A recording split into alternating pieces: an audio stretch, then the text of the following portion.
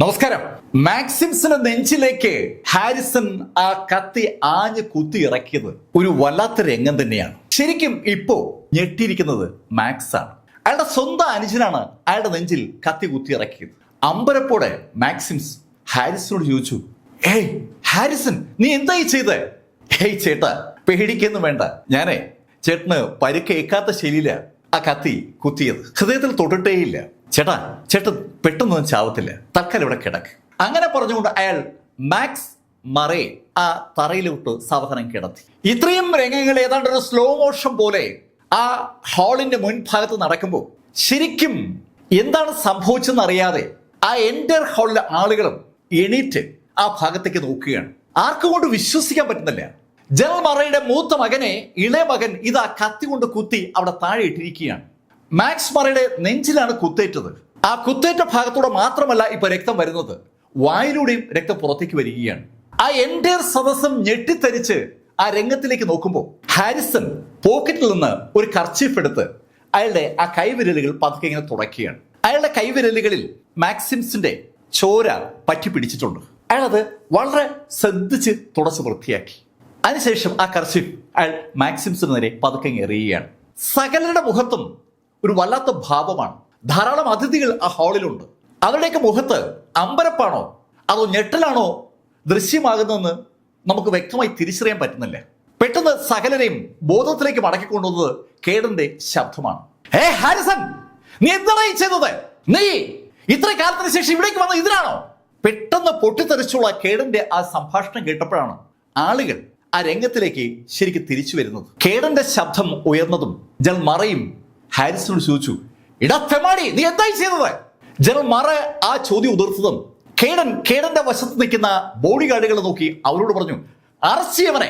കേൾക്കേണ്ട താമസം മറേ കുടുംബത്തിലെ ബോഡി ഗാർഡുകൾ ഹാരിസിന് നേരെ ഓടി വന്നു.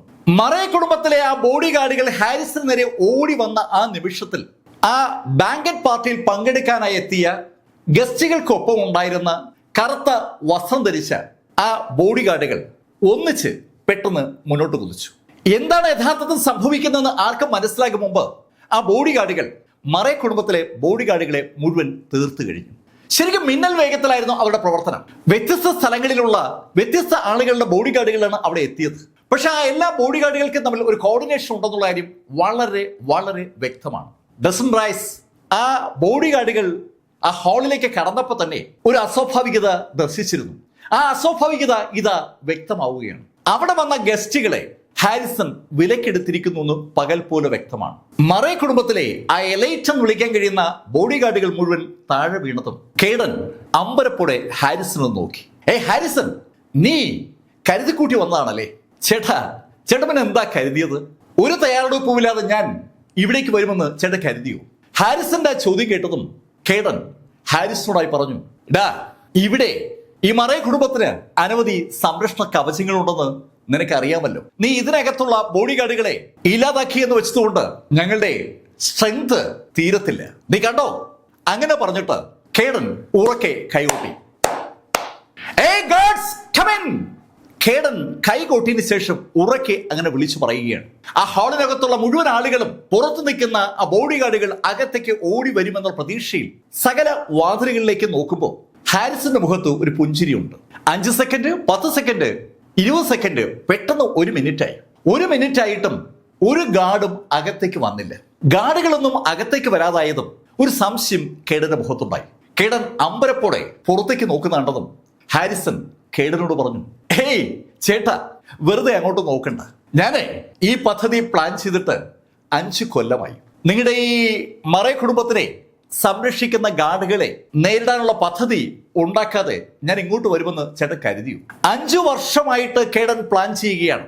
ആ പ്ലാനിങ്ങിന്റെ ഭാഗമാണ് പുറത്തുണ്ടായിരുന്ന ആ ഗാർഡുകളെ ഇല്ലായ്മ ചെയ്യുക എന്നുള്ളത്. അതിനുള്ള പദ്ധതി ഉണ്ടാക്കി നടപ്പിലാക്കിയതിന് ശേഷമാണ് ഹാരിസൺ മറേ ആ ബാങ്കറ്റ് ഹാളിനകത്ത് എത്തിയിരിക്കുന്നത്. കഥ ഇപ്പോ പകൽ പോലെ വ്യക്തമാണ്. ഇപ്പോ ആ ഹാളിനകത്ത് ഒരു ടെൻഷൻ പതുക്കെ ബിൽഡ് ആവുകയാണ്. മറേ കുടുംബത്തിന്റെ ആ വലിയ കോമ്പൗണ്ടിന് ചുറ്റും അതുപോലെ കോമ്പൗണ്ട് വാളിന് മുകളിലുള്ള നിരീക്ഷണ ഗോപുരങ്ങളിലും അനവധി സെക്യൂരിറ്റി ഗാർഡുകളെ 2 ദിവസം മുമ്പ് ഡസൻ റൈസ് കണ്ടിരുന്നു. ആ സെക്യൂരിറ്റി ഗാർഡുകളെയാണ് യഥാർത്ഥത്തിൽ കേഡൻ അകത്തേക്ക് വിളിച്ചത്. അവരാരും തന്നെ വന്നിട്ടില്ല. അവർ ഇപ്പൊ ജീവനോട് ഉണ്ടോ എന്ന് പോലും സംശയമാണ്. ഒരു ഗാർഡും അകത്തേക്ക് വരുന്നില്ല എന്ന് കണ്ടതും കേഡൻ ഹാരിസിനോട് പറഞ്ഞു, ഏയ് ഹാരിസൺ, നീയും നിന്റെ ഈ കൂടെ നിൽക്കുന്ന ഗുണ്ടകളും ചേർന്ന് ഈ മറേ കുടുംബത്തെ അങ്ങ് തീർത്ത് കളയാമെന്ന് നീ ധരിച്ചിട്ടുണ്ടെങ്കിൽ ആ ധാരണ തികച്ചും തെറ്റാണ്. അങ്ങനെ പറഞ്ഞിട്ട് കേഡൻ അയാളുടെ കോട്ട് അങ്ങ് ഊരുകയാണ്. ആ ഊരിയ കോട്ട് അയാൾ ഇരുന്ന കസേരയിലേക്ക് വെച്ചിട്ട് കൈ ഒന്ന് വിടർത്തി. കേഡൻ ആ കൈ ഒന്ന് വിടർത്തുമ്പോ ശരിക്കും ഒരു അതിശയം ആളുകൾക്കുണ്ടാവുകയാണ്. അയാളുടെ കയ്യിൽ മസിലുകളങ്ങ് തെളിഞ്ഞു നിൽക്കുകയാണ്. ഇപ്പോ ശരിക്കും അതിശയം ഹാരിസന്റെ മുഖത്താണ്. ഹാരിസൺ അമ്പരപ്പോടെ കേഡനെ നോക്കിയിട്ട് കേഡനോട് പറഞ്ഞു, ഏയ് ചേട്ടാ ശരിക്കും ശക്തനായിരിക്കുകയാണല്ലോ. അതെ ഹാരിസൺ, ഞാനിപ്പോ ഒരു സെമി ലെവൽ ഗ്രാൻഡ് മാസ്റ്റർ ആണ്. സെമി ലെവൽ ഗ്രാൻഡ് മാസ്റ്റർ ആണ് കേഡൻ എന്ന് കേട്ടപ്പോ ഒരു ഓളം തന്നെ ആ ഹാളിനകത്തുണ്ടായി. കേഡൻ ഏതെങ്കിലും മാർഷൽ ആർട്സ് കോമ്പറ്റീഷനിൽ പങ്കെടുക്കുന്നത് ആരും ഇതുവരെയും കണ്ടിട്ടില്ല. കേഡൻ ബോഡി എക്സസൈസ് ഒക്കെ ചെയ്യുന്നത് എല്ലാവർക്കും അറിയാം. പക്ഷേ കേഡൻ ഒരു മാർഷൽ ആർട്സ് എക്സ്പെർട്ട് ആണെന്ന് കേഡൻ തന്നെ പറഞ്ഞറിഞ്ഞപ്പോ ശരിക്കും ഒരു ഞെട്ടലും അമ്പരപ്പും സന്തോഷവും ഒക്കെ ആ ഹാളിൽ വിവിധ ആളുകൾക്ക് ഉണ്ടാവുകയാണ്. വിവിയൻ ഷീലയോട് പറഞ്ഞു, ഏയ് ഷീല, അങ്കിൾ ഇത്രയും ശക്തമാണെന്നുള്ള കാര്യം സത്യത്തിൽ ഒരു വല്ലാത്ത അറിവാണ്. അത് കേട്ടതും ചെയ്സ് പറഞ്ഞു, അതെ അതെ ഷീല, അങ്കിൾ നമ്മളൊക്കെ അക്ഷരാർത്ഥത്തിൽ ഞെട്ടിച്ചിരിക്കുകയാണ്. ഷീലയും ആകെ ത്രില്ലിലാണ്. അവളുടെ അച്ഛൻ എപ്പോഴെങ്കിലും ആരെങ്കിലുമായി ഏതെങ്കിലും ശൈലിയിൽ ബലപ്രയോഗം നടത്തുന്നത് അവൾ കണ്ടിട്ടില്ല. ആദ്യമായിട്ടാണ് അവളുടെ അച്ഛൻ ഒരു ഫൈറ്റ് ഇറങ്ങുന്നത് അവൾ കാണുന്നത്. അവളുടെ അച്ഛൻ സെമി ഗ്രാൻഡ് മാസ്റ്റർ ആണെന്ന് ഉള്ള അറിവ് ഷീലയെ ഒട്ടൊന്നുമല്ല സന്തോഷിപ്പിക്കുന്നത്. സകലരും ഉറക്കെ കേഡനെ അനുമോദിച്ചുകൊണ്ട് സംസാരിക്കുകയാണ്. സർ കേഡൻ, താങ്കൾ ഇത്രയും ശക്തനായ കാര്യം ഞങ്ങൾ ആരും അറിഞ്ഞില്ല. അഭിനന്ദനങ്ങൾ, കൺഗ്രാറ്റുലേഷൻസ് സാർ, അവരെ തീർക്കണം സാർ. പല ശൈലിയിലുള്ള അഭിപ്രായങ്ങൾ കേട്ടപ്പോ പുഞ്ചിരിയിലൂടെ കേഡൻ ഹാരിസൺ നേരെ നടക്കുകയാണ്. 2 സ്റ്റെപ്പ് നടന്നിട്ട് കേഡൻ ഒന്ന് ഓടി തുടങ്ങി. ശരിക്കും ഒരൊറ്റ അടിക്ക് ഹാരിസിന് ഒരു പാഠം പഠിപ്പിക്കുക, അതാണ് കേഡന്റെ ടാർഗറ്റ്. കേഡൻ 1, 2, 3 എന്ന് പറയുന്ന വേഗതയിൽ അതിവേഗം ഹാരിസിന് മുന്നിലേക്ക് കുതിച്ച് കൈയൊന്ന് ഉയർത്തിയതും ഹാരിസിന്റെ പുറയിൽ നിൽക്കായിരുന്ന ആ കറുത്ത വസ്ത്രധാരികളായ ബോഡി ഗാർഡുകളിൽ ഒരാൾ മുന്നോട്ട് അതേ വേഗതയിൽ കുതിച്ചു. ഹാരിസിന്റെ മുന്നിലേക്ക് കയറിയ ആ ബോഡി ഗാർഡ് ഹാരിസിനെ കുതിച്ചു വരുന്ന കേഡന് നേരെ കുതിക്കുകയാണ്. ഇപ്പോ സകല ആളുകളും ആ കാഴ്ച കണ്ണുവെക്കാതെ കാണുകയാണ്. ഹാരിസിന്റെ മുന്നിലെത്തിയ ആ ബോഡി ഗാർഡിന് നേരെ കൈ ഉയർത്തിയ കേഡൻ അതിശക്തമായ ഒരു അറ്റയാടി ചാടി ഉയർന്നിട്ടാണ് കേഡൻ ആ ബോഡി ഗാർഡിന്റെ പുറത്തേക്ക് ആഞ്ഞടിച്ചത്. തലയിലെ ഷർട്ട് ഒരു ഹൂഡ് മാതിരി തലയ്ക്ക് മുകളിലേക്ക് ഉയർത്തി വെച്ചിരിക്കുന്ന ബോഡി ഗാർഡ് അതേപോലെ ചാടി ഉയർന്നിട്ട് കൈ ഉയർത്തി ഒരു ഒറ്റ ഇടി. കേഡന്റെ നിവർത്തിയ കൈയിലേക്കാണ് അയാളുടെ ആ ചുരുട്ടിയ മുഷ്ടി ഇടിക്കുന്നത്. അതിശക്തരായ 2 പേരുടെ കൈകൾ തമ്മിൽ കൂട്ടിമുട്ടിയ ഒരു ഭീകര ശബ്ദം അവിടെ ഉണ്ടായി. ആ ശബ്ദം കേട്ട നിമിഷത്തിൽ ആളുകൾ മറ്റൊരു കാഴ്ച കൂടി കണ്ടു. കേഡൻ ശരിക്കും ശക്തമായി ആകാശത്തിലൂടെ തിരിച്ചു പറക്കുന്നത്. ചാടി ഉയർന്നിട്ടാണ് കേഡൻ ആ ബോഡി ഗാർഡിനെ അടിച്ചത്. ആ നിമിഷത്തിൽ കേഡൻ കൃത്യമായും ആകാശത്തായിരുന്ന കേഡന്റെ കൈയിലേക്കാണ് ആ ബോഡി ഗാർഡിന്റെ കൈ പതിക്കുന്നത്. തൽഫലമായി കേഡൻ ആകാശത്തിലൂടെ തന്നെ ശരിക്കും ഒത്തിരി പുറകോട്ട് നീങ്ങി.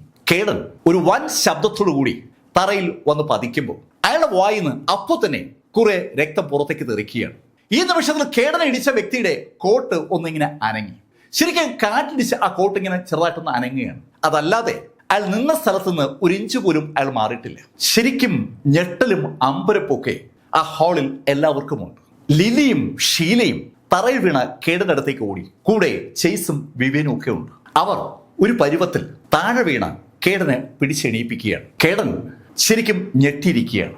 കേഡന് വിശ്വസിക്കാൻ പറ്റുന്നില്ല. അയാളുടെ ശരീരത്തിലേറ്റ ഇടിയുടെ ശക്തി അയാൾക്ക് ശരിക്കും ബോധ്യമാണ്. അമ്പരപ്പോടെ അയാൾ ഹാരിസിന്റെ മുന്നിൽ നിൽക്കുന്ന ആ ബോഡി ഗാർഡിനോട് ചോദിച്ചു, ഏയ് ആരാ നീ?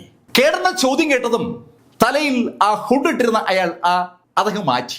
ഇപ്പോ ഏകദേശം ഒരു 40 വയസ്സിന് മുകളിൽ പ്രായമുള്ള ഒരു വ്യക്തിയെ വ്യക്തമായി എല്ലാവർക്കും കാണാം. അയാളുടെ മുഖം കാണുന്ന എല്ലാവർക്കും ഒരു കാര്യം വ്യക്തമാണ്, അയാൾ ഡ്രാഗൺ മാസ്റ്ററുള്ള ആളല്ല. എന്നെ ആളുകൾ വിളിക്കുക വലേറിയയിലെ ഡെത്ത് ഫിസ്റ്റ് എന്നാണ്. വലേറിയ എന്ന രാജ്യത്തെക്കുറിച്ചും ആ രാജ്യത്തിലെ മാർഷൽ ആർട്ടിസ്റ്റ് എക്സ്പെർട്ടായ ഡെത്ത് ഫിസ്റ്റിനെ കുറിച്ചും കേഡനും ആ ഹാളിലെ പലർക്കും അറിയാം. ശരിക്കും ഞെട്ടിപ്പിക്കുന്ന ഒരു പശ്ചാത്തലമാണ് ഡെത്ത് ഫിസ്റ്റിനുള്ളത്. അയാളുടെ ആ കൈ മരണമാണ്. ആ കൈ ആരുടെങ്കിലും പുറത്ത് പതിച്ചാൽ ആ ആൾ ആ നിമിഷം കൊല്ലപ്പെടും. അതുകൊണ്ടാണ് ആ കൈയുടെ ഉടമയെ ആളുകൾ ഡെത്ത് ഫിസ്റ്റ് എന്ന് വിളിക്കുക. കേഡനെ ഇടിച്ച ഡെത്ത് ഫിസ്റ്റ് അയാളുടെ ശക്തി മുഴുവൻ കേഡന്റെ മുകളിൽ കൊടുത്തിരുന്നുവെങ്കിൽ കേഡൻ ആ ചോദ്യം ചോദിക്കാൻ വേണ്ടി ഉണ്ടാകുമായിരുന്നില്ല. ആ കാര്യം വലേറിയയിലെ ഡെത്ത് ഫിസ്റ്റ് ആണ് തന്നെ ഇടിച്ചെന്ന് കേട്ട നിമിഷത്തിൽ കേഡന് മനസ്സിലായി. ശരിക്കും കേഡൻ ഒന്ന് നടുങ്ങിയെന്ന് പറയാം. വലേറിയയിലെ ഡെത്ത് ഫിസ്റ്റ് ഒരു ഗ്രാൻഡ് മാസ്റ്ററാണ്. കേഡൻ ഒരു സെമി ഗ്രാൻഡ് മാസ്റ്റർ മാത്രമാണ്. സെമി ഗ്രാൻഡ് മാസ്റ്ററിൽ നിന്ന് ഗ്രാൻഡ് മാസ്റ്ററിലേക്ക് ഒരാൾക്ക് ചിലപ്പോൾ എത്താൻ പോലും കഴിയില്ല.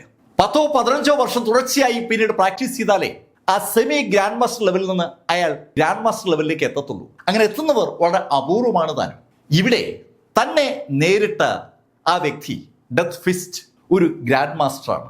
യാഥാർത്ഥ്യം ഇപ്പോ കേഡന്റെ കൺമുമ്പിൽ തന്നെ ഉണ്ട്. കേഡൻ ഒരു നിമിഷം നിശബ്ദനായി ഹാരിസനെയും ഡെത്ത് ഫിസ്റ്റിനെ നോക്കിയിട്ട് ഹാരിസനോട് പറഞ്ഞു, ഏയ് ഹാരിസൺ, ഇതുകൊണ്ടൊന്നും ഞങ്ങൾ അവസാനിക്കില്ല. നിനക്ക് ഈ മറേ കുടുംബത്തിന്റെ ശക്തിയെക്കുറിച്ച് പൂർണ്ണ ബോധ്യമില്ലാത്തത് കൊണ്ടാണ് നീ ഈ വലേറിയിൽ നിന്ന് ആളെ ഇറക്കിയത്. അങ്ങനെ പറഞ്ഞിട്ട് ഉറക്കെ കേഡൻ വിളിക്കുകയാണ്, അങ്കിൾ പ്ലീസ് കം, മറേ ഫാമിലി അപകടത്തിലാണ്, അങ്കിൾ പ്ലീസ് കം. അയാളുടെ തൊണ്ട പൊട്ടുന്ന അത്രയും ബലം കൊടുത്തിട്ടാണ് ഉറക്കെ വിളിക്കുന്നത്. ശരിക്കും ഇടികൊണ്ട് മരണത്തെ മുഖാമുഖം കണ്ട കേഡൻ അലറി വിളിക്കുകയാണ്. അയാൾ ആരെയോ പ്രതീക്ഷിച്ചിട്ടാണ് വിളിക്കുന്നത്. അയാൾ അങ്ങനെ ഉറക്കെ വിളിച്ചതിന് ശേഷം ഹാരിസനോട് പറഞ്ഞു, ഹാരിസൺ, ഈ കുടുംബത്തിന്റെ സംരക്ഷകൻ നമ്മുടെ അങ്കിളാണ്. നിനക്ക് അങ്കിളുടെ ശക്തിക്ക് മുന്നിൽ പിടിച്ചു നിൽക്കാനാവില്ല. വല്ലാത്തൊരു പ്രതീക്ഷ കേഡൻ അത് പറഞ്ഞപ്പോ സകല ആളുകൾക്കും ഉണ്ടാവുകയാണ്. മറേ കുടുംബത്തിലെ ആളുകൾക്കും അവിടെ ഹാജരായിരിക്കുന്ന ഗസ്റ്റുകൾക്കൊക്കെ ഇപ്പോ ഒരു പ്രതീക്ഷ വരികയാണ്. ഒരു ഗ്രാൻഡ് മാസ്റ്റർ ഹാരിസനൊപ്പം ഉണ്ടെന്ന് കേട്ടപ്പോ ആദ്യം എല്ലാവരും ഒന്ന് പതറിയതാണ്. അപ്പോഴാണ് കേഡൻ മറേ കുടുംബത്തിലെ തുറുപ്പ് ചീട്ടിനെ കുറിച്ച് ആ ഹാളിൽ വ്യക്തമാക്കുന്നത്. കേഡൻ അങ്കിളിനെ വിളിച്ചതിന് ശേഷം പ്രതീക്ഷയോടുകൂടി വാതിൽക്കിലേക്ക് നോക്കുകയാണ്. അത് കണ്ടതും കേഡനൊപ്പമുള്ള മുഴുവൻ ആളുകളും വാതിൽക്കിലേക്ക് അങ്ങനെ സൂക്ഷിച്ചു നോക്കിയിരിക്കുകയാണ്. സകലരും ആ എൻട്രി പ്രതീക്ഷിക്കുകയാണ്.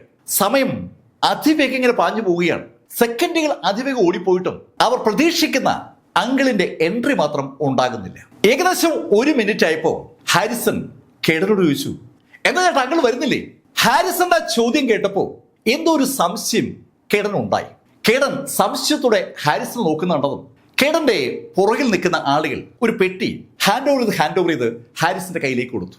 ഒരു കാർഡ് ബോർഡിലുള്ള പെട്ടിയാണ്. ആ പെട്ടി കയ്യിലേക്ക് വാങ്ങിച്ച ഹാരിസൺ കേഡനോട് പറഞ്ഞു, ചേട്ടൻ നോക്കുന്നത് ഇയാളാണോ നോക്കി? അങ്ങനെ പറഞ്ഞിട്ട് ആ പെട്ടി ഹാരിസൺ കേഡന്റെ നേരെ ഉയർത്തി എറിഞ്ഞു. കേഡന് നേരെ ആ പെട്ടി ഇങ്ങനെ ഉയർത്തി എറിഞ്ഞപ്പോ ആ പെട്ടിക്കകത്തുനിന്ന് ഒരു തല ആകാശത്തേക്ക് തെറിക്കുന്നത് ആ ഹാളിലുള്ള മുഴുവൻ ആളുകൾക്കും കാണാം. ആ തലയിൽ നിന്ന് രക്തം ഇറ്റിറ്റ് വീഴുകയാണ്. ആ തലയുടെ പ്രത്യേകത നല്ല വെളുത്ത തലമുടികളാണ്. വെളുത്ത തലമുടിയുള്ള ഒരു മനുഷ്യന്റെ വെട്ടിയെടുക്കപ്പെട്ട തലയാണ് ഇത് ആകാശത്തുള്ള പൊങ്ങി കേഡന് മുന്നിൽ താഴ്വന്ന് വീണത്. ആ താഴെ വീണ തലയിലേക്ക് നോക്കി കേഡൻ അമ്പരപ്പോടെ തലയിൽ കൈവച്ചു പോവുകയാണ്. അയാൾ അവരെ രക്ഷിക്കുമെന്ന് പ്രതീക്ഷിച്ച അതേ അങ്കിളുടെ തലയാണ് അറുത്തെടുക്കപ്പെട്ട നിലയിൽ അവിടെ കാണപ്പെടുന്നത്. ഏയ്, ഇതെങ്ങനെ സംഭവിച്ചു? ചേട്ടാ പറഞ്ഞത് ശരിയാണ്. ഈ അങ്കിൾ അതിശക്തനാണ്.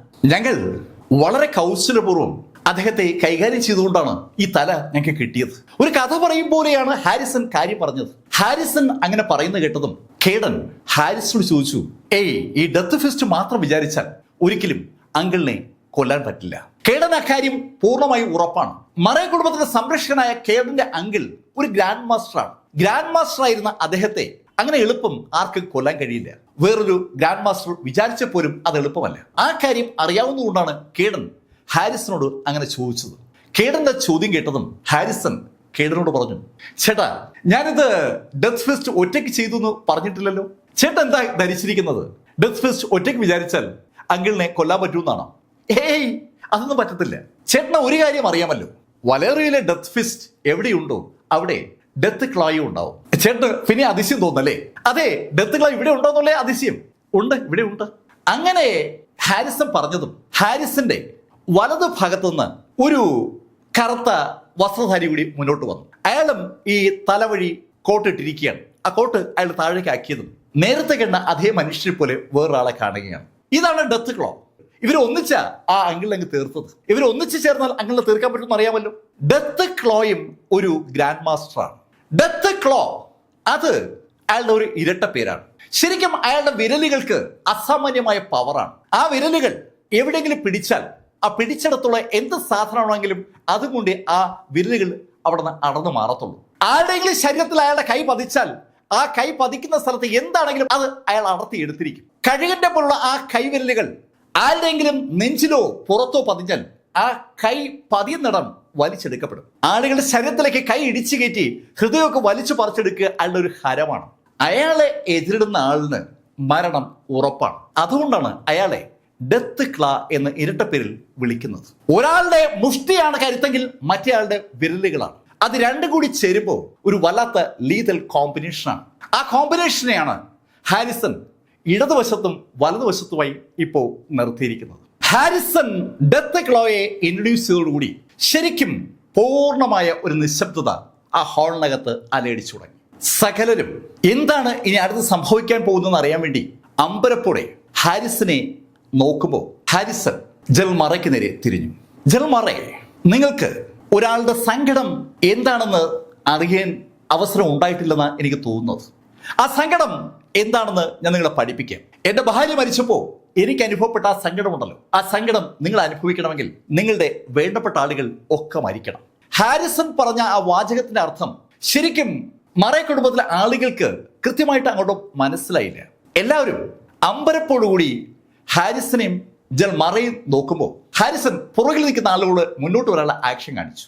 ഹാരിസനെയും ഡെത്ത് ക്ലായെയും ഡെത്ത് ഫിസ്റ്റിനെയും മറികടന്നുകൊണ്ട് ആ കറുത്ത വസ്തുധാരികൾ മുന്നോട്ട് വന്നു. അവര് ഇപ്പൊ ഹാരിസന്റെ മുന്നിൽ ഒരു മതിൽ പോലെ നിൽക്കുകയാണ്.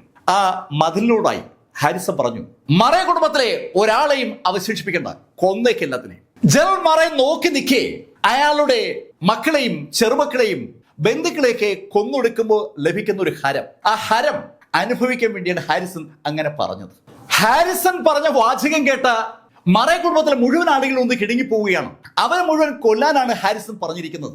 ജൽമറയുടെ ഏറ്റവും ഇളയ മകനായ ഹാരിസൺ അവിടെ കാണിച്ചു കൂട്ടുന്ന കാര്യങ്ങളൊക്കെ ലേശം ഞെട്ടലൂടെയും അമ്പരപ്പോടെയും മാത്രം കണ്ടു നിന്നിരുന്ന അവരൊക്കെ ഇതാ അക്ഷരാർത്ഥത്തിൽ പെട്ടിരിക്കുകയാണ്.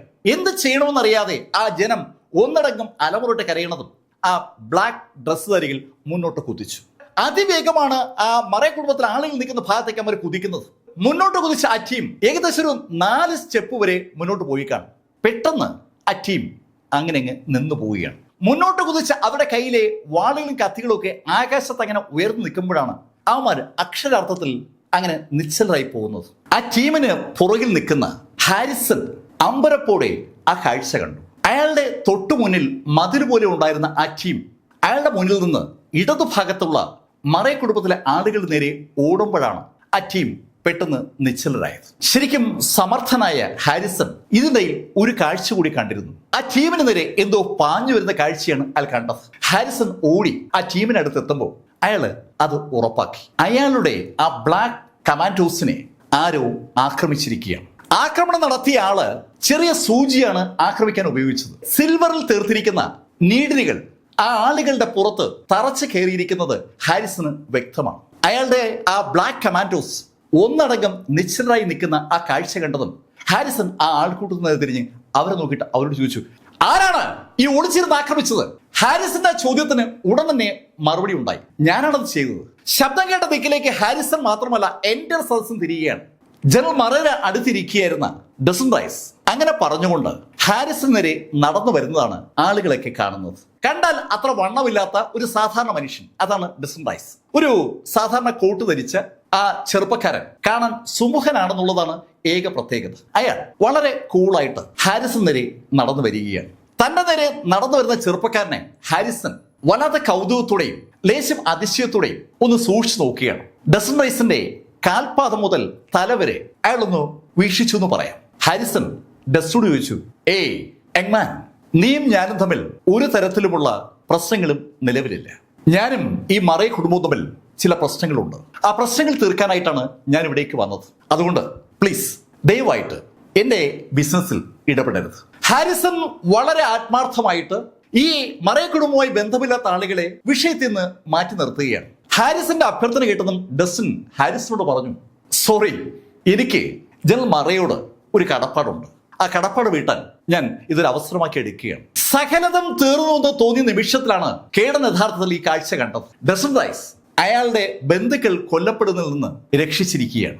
ഡസനെ കുറിച്ച് അത്ര നല്ല അഭിപ്രായമൊന്നുമല്ല കേടന്റെ മനസ്സിലുണ്ടായിരുന്നത്. ഡസനെ കൊല്ലാൻ വരെ ആളെ ഏർപ്പാടാക്കാൻ അയാൾ റെഡിയായിരിക്കുമ്പോഴാണ് ഡസൻ അയാളുടെ ബന്ധുക്കളെ രക്ഷിച്ചുകൊണ്ട് ഇതാ കടന്നു വരുന്നത്. അതുകൊണ്ട് തന്നെ ഡസന്റെ പെട്ടെന്നുള്ള രംഗപ്രവേശം കേടനെ ശരിക്കും ഒന്ന് അമ്പരപ്പിച്ചു എന്ന് പറയാം. ഡസൻ റൈസിന്റെ അഭിപ്രായം കേട്ടതും ഹാരിസൺ ഡസനോട് പറഞ്ഞു, ഹലോ യങ്മാൻ, ഞാൻ നിങ്ങൾക്കൊരു വാർണിംഗ് നൽകിയതാണ്. നിങ്ങൾക്ക് ഞങ്ങളുമായി ഏറ്റുമുട്ടിയാൽ മരണത്തെ അല്ലാതെ മറ്റൊന്നിനെ ആശ്രയിക്കാനാവില്ല. മരിക്കാൻ താല്പര്യമില്ലെങ്കിൽ ദയവായി നിങ്ങൾ മാറി നിൽക്ക്. ഓ, മരണത്തോട് എനിക്ക് അത്ര താല്പര്യക്കേടൊന്നുമില്ല. ഞാൻ ഇങ്ങോട്ട് വന്നത് നീ പറഞ്ഞ ആ പേരുകൾ കേട്ടതുകൊണ്ടാണ്. എന്തോന്ന് ഡെത്ത് ഫിസ്റ്റ്, ഡെത്ത് ക്ലായ, അങ്ങനെയൊക്കെയല്ലേ പറഞ്ഞേ? അവരുമായിട്ടൊന്ന് ഫൈറ്റ് ചെയ്യാൻ സത്യമായിട്ടും അത് കേട്ടപ്പോൾ എനിക്കൊരു കൊതി തോന്നുന്നുണ്ട്. ഡെത്ത് ഫിസ്റ്റും ഡെത്ത് ക്ലായും ഗ്രാൻഡ് മാസ്റ്റേഴ്സ് ആണെന്ന് ആ ഹാളിലെ മുഴുവൻ ആളുകൾക്കും അറിയാം. ഗ്രാൻഡ് മാസ്റ്റേഴ്സുമായി ഏറ്റുമുട്ടാൻ ഇതാ ഡസൻ റൈസ് താല്പര്യം കാണിക്കുന്നു.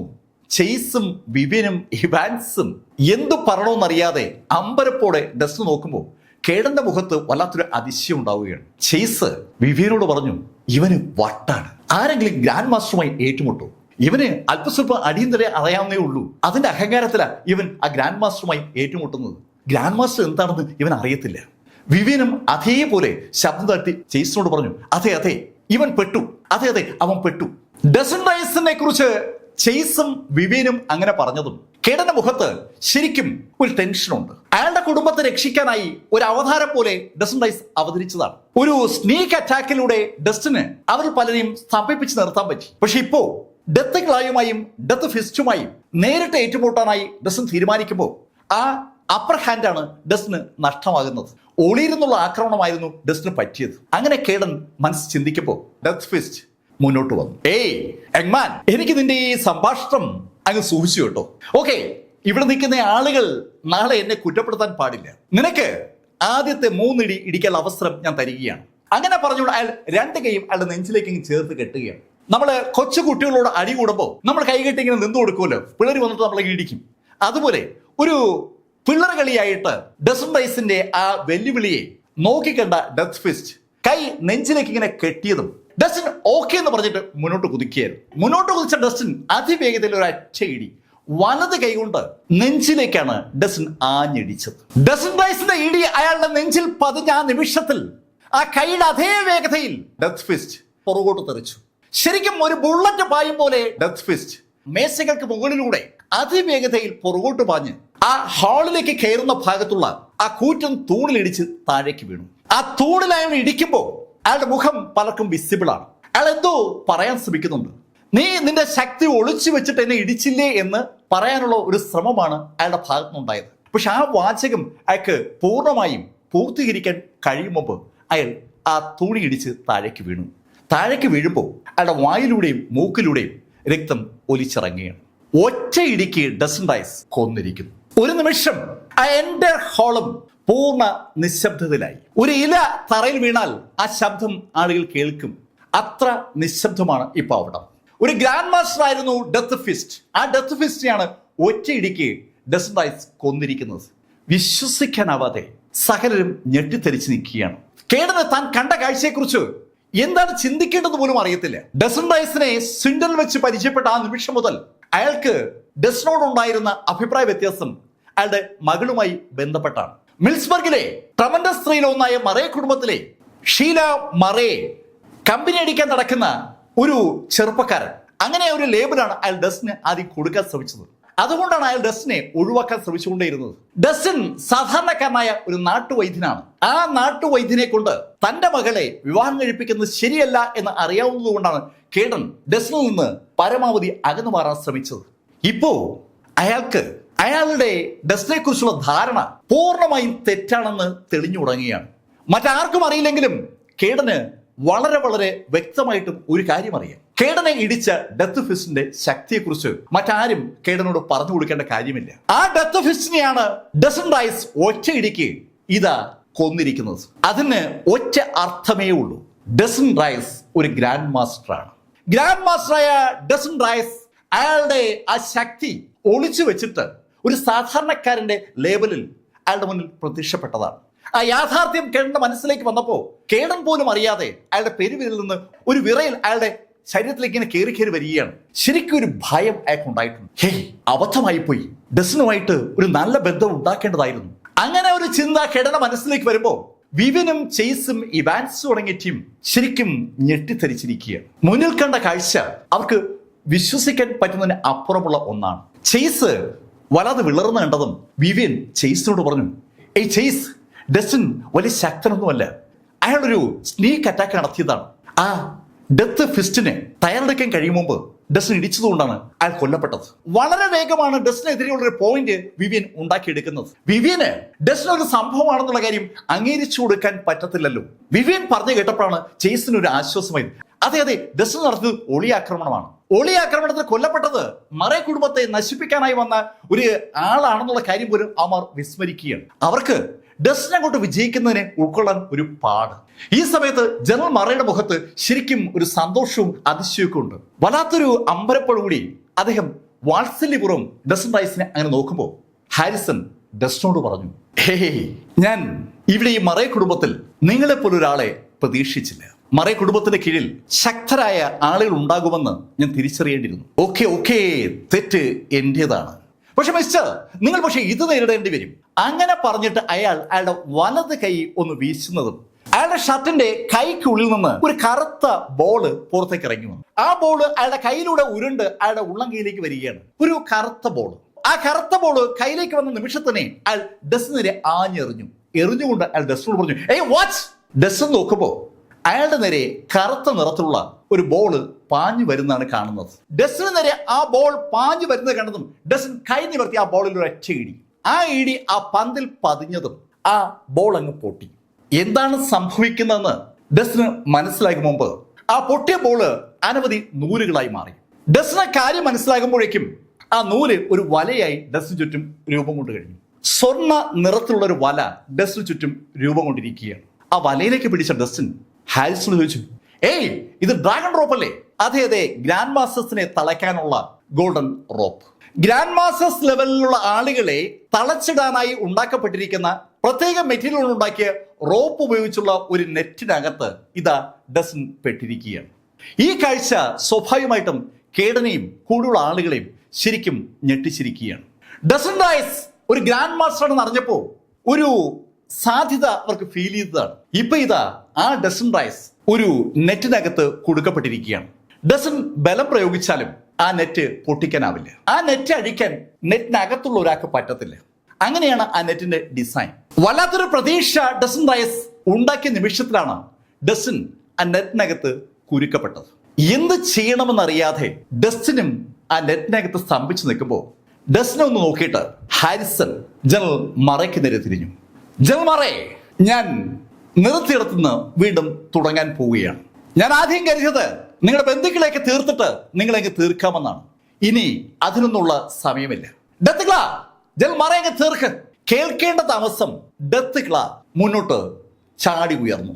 ജനറൽ മറയ്ക്ക് 80 വയസ്സ് പ്രായമുണ്ട്.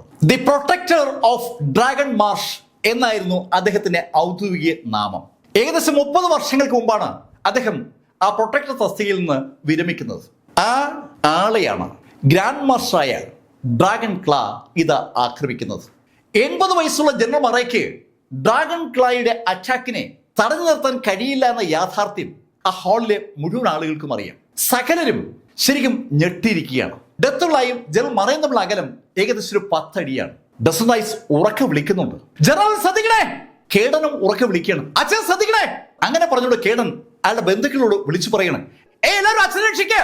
ജനറൽ മറയെ രക്ഷിക്കാനുള്ള കേഡന്റെ ആജ്ഞ കേട്ടപ്പോൾ ആളുകൾ മുന്നോട്ട് കുതിക്കാൻ ശ്രമിക്കുന്നുണ്ട്. എല്ലാവർക്കും അറിയാം അവര് മുന്നോട്ട് കുതിക്കുമ്പോൾ നഷ്ടമാകാൻ പോകുന്നത് അവരവരുടെ ജീവനാണെന്ന്. കാരണം അവരെ എതിർക്കാൻ പോകുന്നത് ഡെത്ത് ക്ലായാണ്. ഡെത്ത് ക്ലാ ഗ്രാൻഡ് മാസ്റ്ററാണ്. ആ കാര്യം ഡസ്റ്റിൻ റൈസിനും അറിയാം. ജനറൽ മറയെ രക്ഷിക്കാൻ ജനറൽ മറയുടെ അടുത്തുള്ള ആ ബന്ധുക്കൾക്ക് കഴിയില്ല എന്ന് തോന്നിയ നിമിഷത്തിൽ ഡസ്റ്റിൻ റൈസ് വലത് കൈയോർത്തി ഉറക്കെ പറഞ്ഞു, ബ്ലാക്ക് സോഡ്.